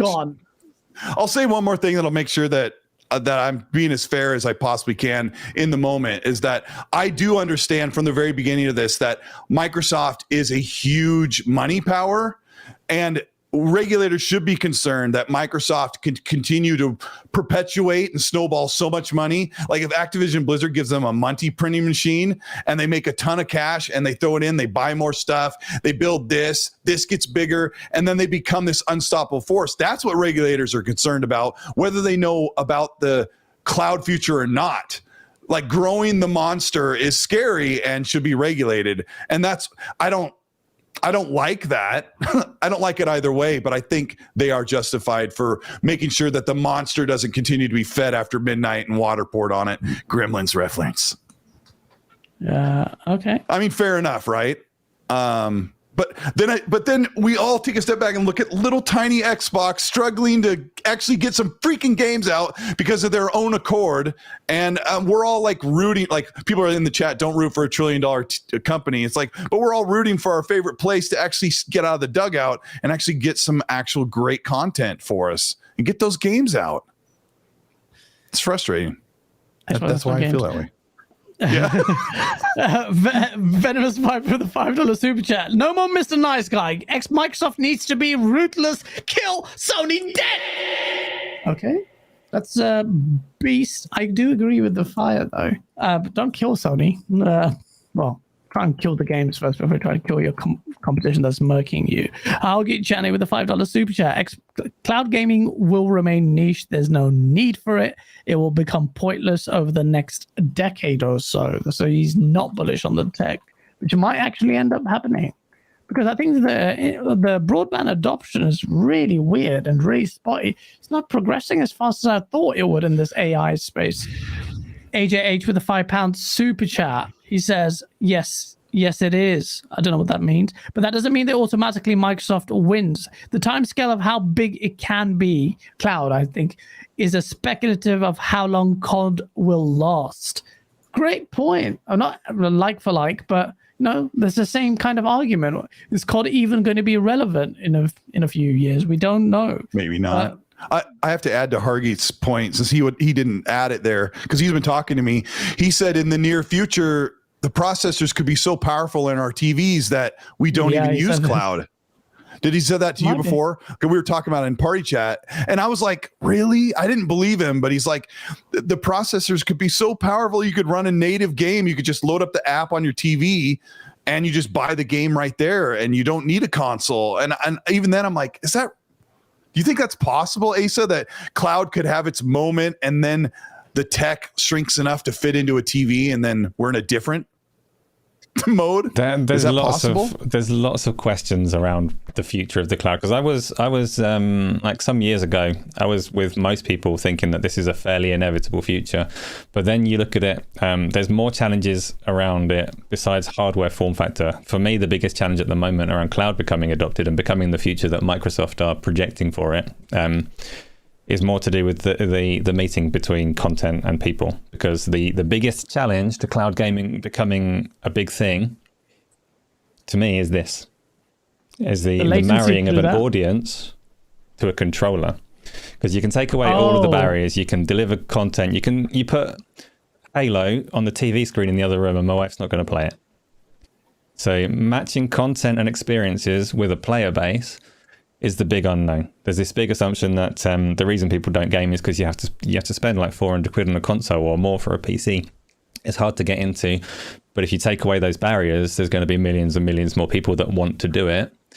And that's actually not an answered question. It's like it's an assumption that was made that isn't necessarily proving out as the technology develops and gets better, because there are cloud streaming services. If you ever played Stadia, if you make the Netflix comparison and the casual gamer comparison, and you talk about the quality of the experience, Stadia could be very good. But it's not necessarily an audience that cares for convenience enough to hold one of these, because this is not convenient to a lot of people. It is to me. I play them, you play them, we're all used to them, we're used to the kind of content that brings. But for me, if Microsoft want to make cloud gaming a thing, there's going to need to be a big pivot in terms of what they're actually delivering to find this bigger, more lucrative audience that they're looking for. In terms of hardware, like the question that you actually asked about hardware in a TV or anything else, I think if you're Microsoft or Sony or Amazon or Google and you're pushing this cloud strategy, at some point you have to think, there are people out there that are willing to run hardware off of their own electricity and their own network. We should definitely exploit that as well. So yes, like I think these things will all exist together. I don't think cloud is the be all end all of the future. Does that answer? Yeah, I mean, I don't even think handhelds are the future because of the size of the screen and the comfort. Like that won't be the place where you play all the time. But For me, I hate handheld. Just real quick, I never play small screen stuff. I don't like it. But we're not far away from that small screen being replaced by a pair of glasses and a big screen. And this isn't my usual. Yeah. This is not my usual like VR. It's not even AR necessarily. It's just a display. Like augmented reality is like it blends with the real life. And then, yeah, exactly. You've got it up close. Yeah, you've got a screen on your face, and then suddenly it's the trade-offs are a bit different. So everything will change over time. But interesting. I like that. Put on full screen. Chris Hughes, a senior with a £2 super chat. Amazon Cloud is number 1. Thanks for that. I don't know what to do with that super chat. Risk it for the biscuit. Oh, maybe you're just saying that it's prominent. Oh, sorry. Thank you for the $3 super chat. Cloud 1.2% off a $200 billion industry equals bullshit decision. Hoggy Channy with a $5 super chat. Galaxy 23U, 8-core CPU, GPU with 3.7 teraflops, 8 divided by 12 gigabyte RAM, model dependent. You essentially have a Series S in your pocket today. Cloud is unnecessary. Wow. All the power in your pocket. Rice Eater 79, but didn't Microsoft already show this model with Windows? Which model? Cloud model? controlling everything, I assume. Like, I don't know. Okay, sorry, gents. That was, I don't know. I'm sorry, man. Risk it with the $8 super chat. The biggest concern this gen we've had. Biggest concern this gen we've had is Resident Evil 4, Sifu, many great games, and Colt's game of the year so far is Dead Island 2. Houston, we have a problem. Well, Resident Evil 4 is a remake, but yeah. Yeah. Well, we'll get some good games, I'm sure. Hopefully. Mike with a $11 Canadian. Is the CMA's job to regulate the market or predict the future? They are so concerned about a potential monopoly that will cement current ones to prevent it. Apple, Google, Sony, all celebrating. Mike, Asa, do you want to say to that? Like, well, we've talked about it, but he's very... We have, yeah. It's a really awkward one because, no, they can't predict the future. They can't know what it is, and that's also not really their remit. But they also would be fairly negligent to ignore the future and not do anything about this if it were to develop and in 5-10 years time it was all a disaster and it was too late to do anything about. So it is like, it's a fair question. Is that okay? Should they preemptively try and stop bad things from happening? Would it be irresponsible or negligent to not step in? Currently their remit says that they can do that. They can look at the future. They can be speculative. So I saw the lady that came up and she got an interview at the CMA. If it means anything, when she was like answering back where this Microsoft were saying that they didn't know what they're doing, she rebuked it strongly. And I got, listening to her, watching her talk, I got a lot of confidence. That was like, right, these guys know what they're doing. And obviously there's substantive argument as well. But when she didn't come across as someone who was clueless. Whereas Lena Khan doesn't look like she has the faculties to make a good decision. And that's the market divide. CMA, British regulators are doing a good job in terms of adding like something like we can hold on to. Whereas with the FTC, it's a political bullshit show. It's like a Broadway show, and Lena Khan doesn't unless she can show me otherwise, I can't see much substantive like thing there. Because all we're gonna be it's like fucking lobbying it and doing a political run. It's weird. Whereas the CMA, it's not like that. Despite their some, in my opinion, erroneous assessments early on, which they U-turned on. Marty Rules with a $5 super chat. When is it enough? Microsoft has already had 24 plus studios and still continue to buy big publishers. This is the same pot they had for their operating system becoming a monopoly. Microsoft strictly doesn't need ABK to happen. A lot of the reason why a lot of PlayStation guys want ABK to fail, other than the obvious reason, is the fact that ABK kills their argument completely about Microsoft not being all in on gaming. Why did it spend 7+ billion on ZeniMax, but that is such an eye-wateringly high figure that you would have to be the most moronic, blinkered, or just completely conceited person to think that Microsoft not all in on gaming with the ABK deal going through. But do they need it? I don't think so. I think that they need to fight harder. But in a market where operated with PlayStation, the way they behave, Microsoft should be aggressive. And I think that would help. And I talked about consolidation before. I just think that would send a shock that this AAA industry particularly needs. It's too comfortable. It's too comfortable, in my opinion. Simping Gaming with the $5 super chat. Sorry if you guys have already discussed this, but will Starfield launch at 60 FPS? We don't know. None of us know. We're hoping it does, but we don't know. We talked about fucking ABK for so long, the CMA, and none of it. It was good conversation. I just don't want to do it for another. Xbox will stop when they've got enough games coming out Out of it. frequently throughout the year. I mean, that's really important because Game Pass is bigger than just console, for sure. They're doing a horrible job with their consoles anyway, so they've got to provide something for their consoles and then their PC fans and Game Pass people. So even ABK doesn't really help them that much, right? Like, there's not going to be a new Overwatch or a new game from Blizzard for a while. That's the good news. They don't have as I that said many earlier, games coming out frequently. Earlier on, I was saying that Phil Spencer, for the first time in like 15 months, pointed out that Xbox are in a strong position anyway. So maybe they're going to stop playing this game of like playing small and actually start telling us some exciting things. Hopefully. Yeah, they need to. Oh, right. So, Asa, do you think they've been playing small tactically as a result of ABK? For sure, they've been talking about, we're third place, we're really little, we need this to compete. You got to let us compete. And now they're saying this is Xbox, this is Microsoft, we're strong, we've got studios. Even if this deal doesn't go through, we can do great things. Like, yes, that's the Microsoft that we all would rather see. Like, give us fun things to talk about. We don't want to talk about this every week. Show us games. Show us what your studios are doing.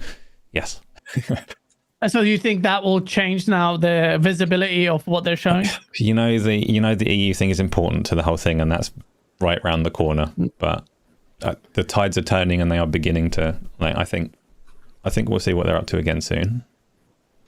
That's very positive. I mean, I didn't think this whole thing was actually really restraining them, but if you're saying that it does, I'll take that on board as a infinitely more wiser co-host and partner in this, and over the period of time. It also seems like the timing would be perfect because the EC hearings at the end of May, the game showcase is in June, and I hope as an Xbox fan, gaming pundit, all of us podcasters, whatever content creators, that we finally see these guys wake up.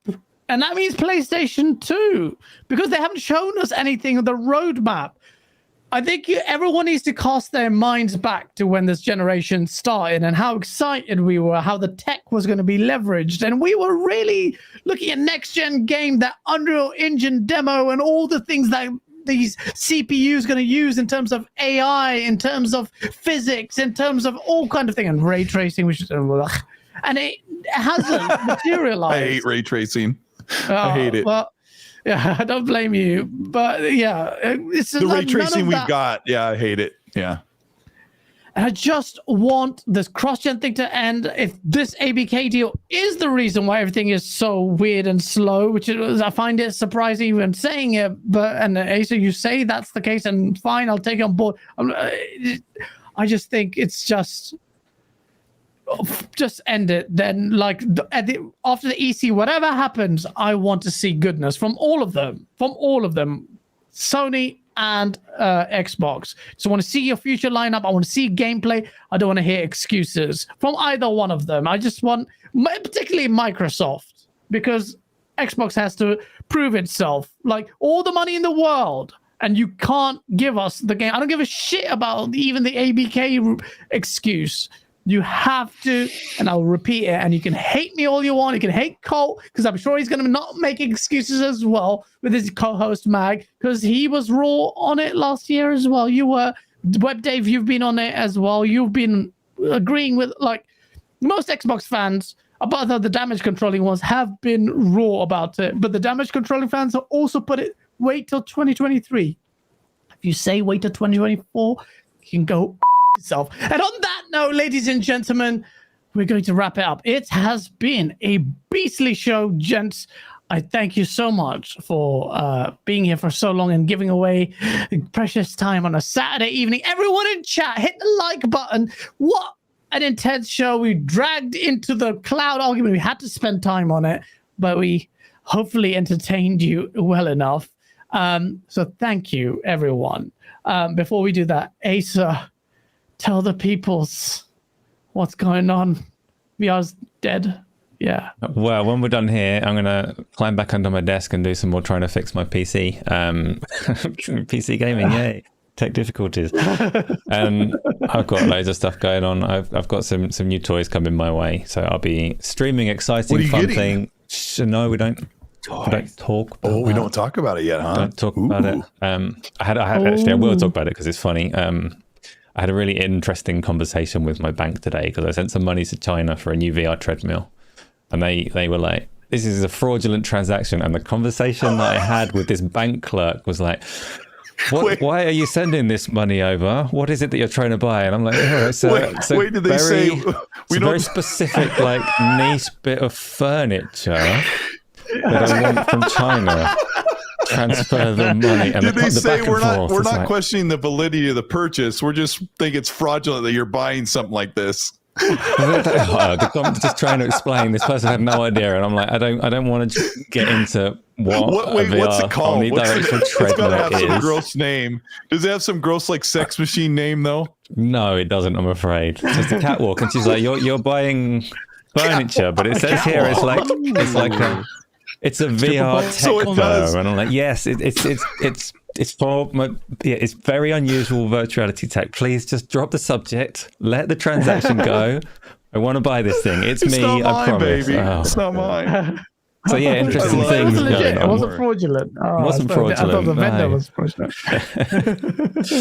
So awkward conversations there. But I'll be doing the usual stuff. I'll be streaming. I'll be on my normal Thursday thing, Q&A. So if you want to come and discuss whether or not Windows is free and start calling me names, then by all means pop in over there. It'll be a great time. And yeah.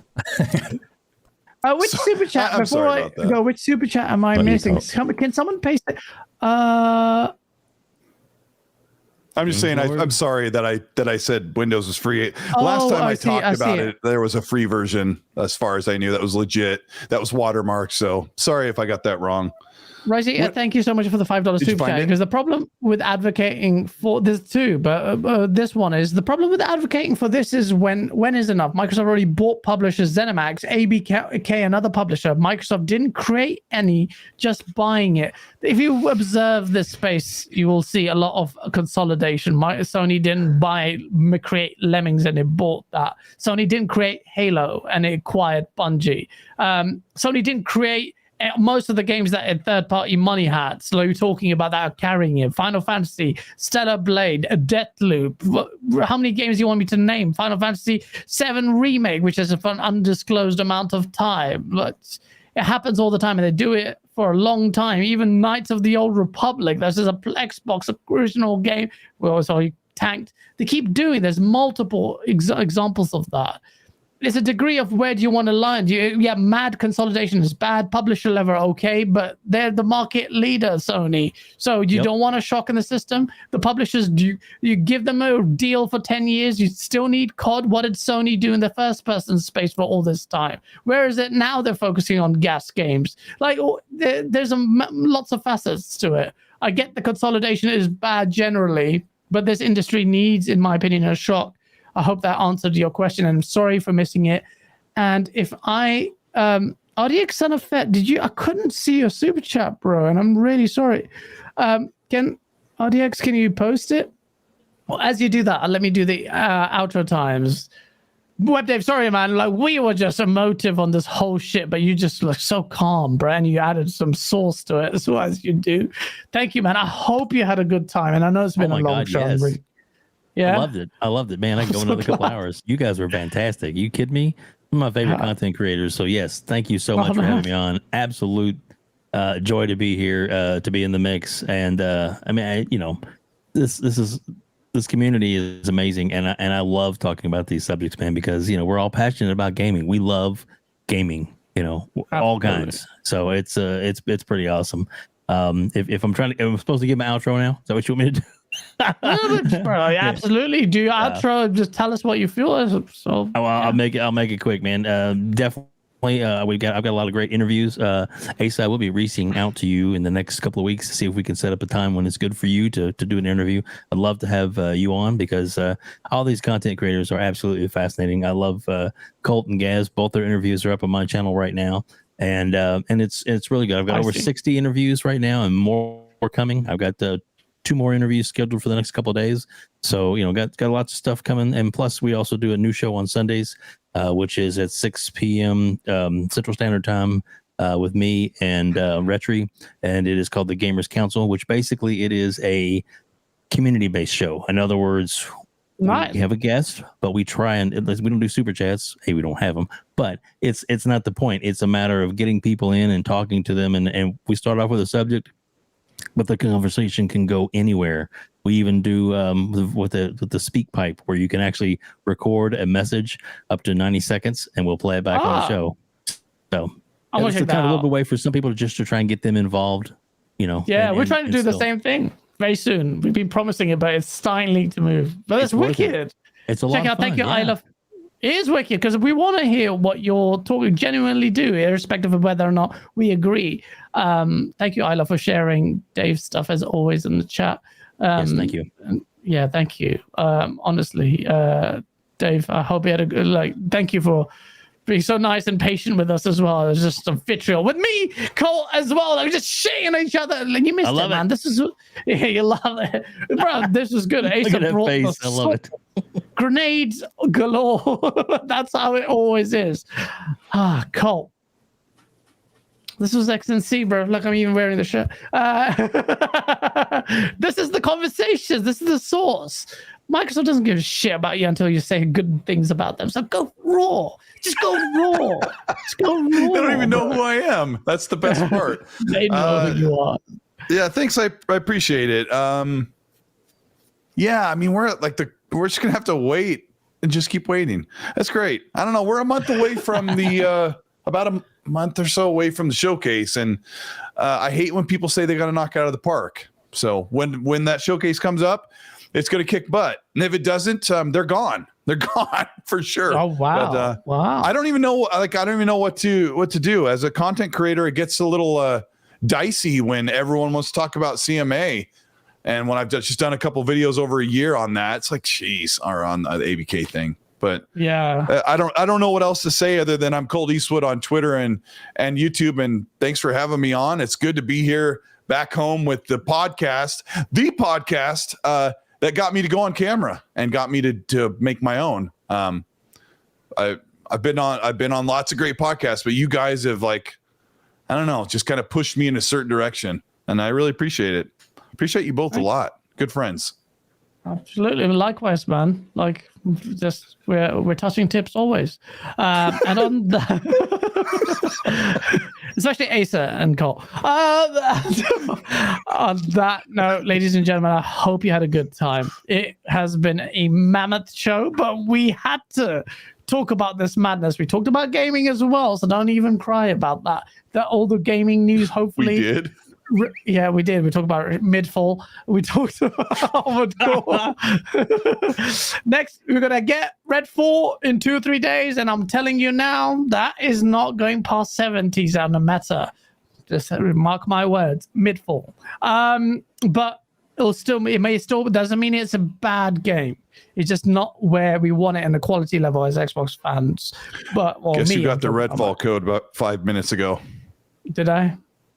Me. Oh, yeah, that was the joke. No, fuck Redfall. No, we don't. We're independent. We'll say whatever you want. 66 meta incoming. Yeah, 66. No, we might actually end up there. We'll find out. please check us out, or on whatever. You can see me on Septic Sauce. I will stream Sekiro. Got little shorts and I just want to end with Forza Motorsport is the king of races. Now, gents. Another day. That's the wrong song. Is this the end? Am I supposed to? This is the right song. Everyone, come on, My shoulder hurts. hurts.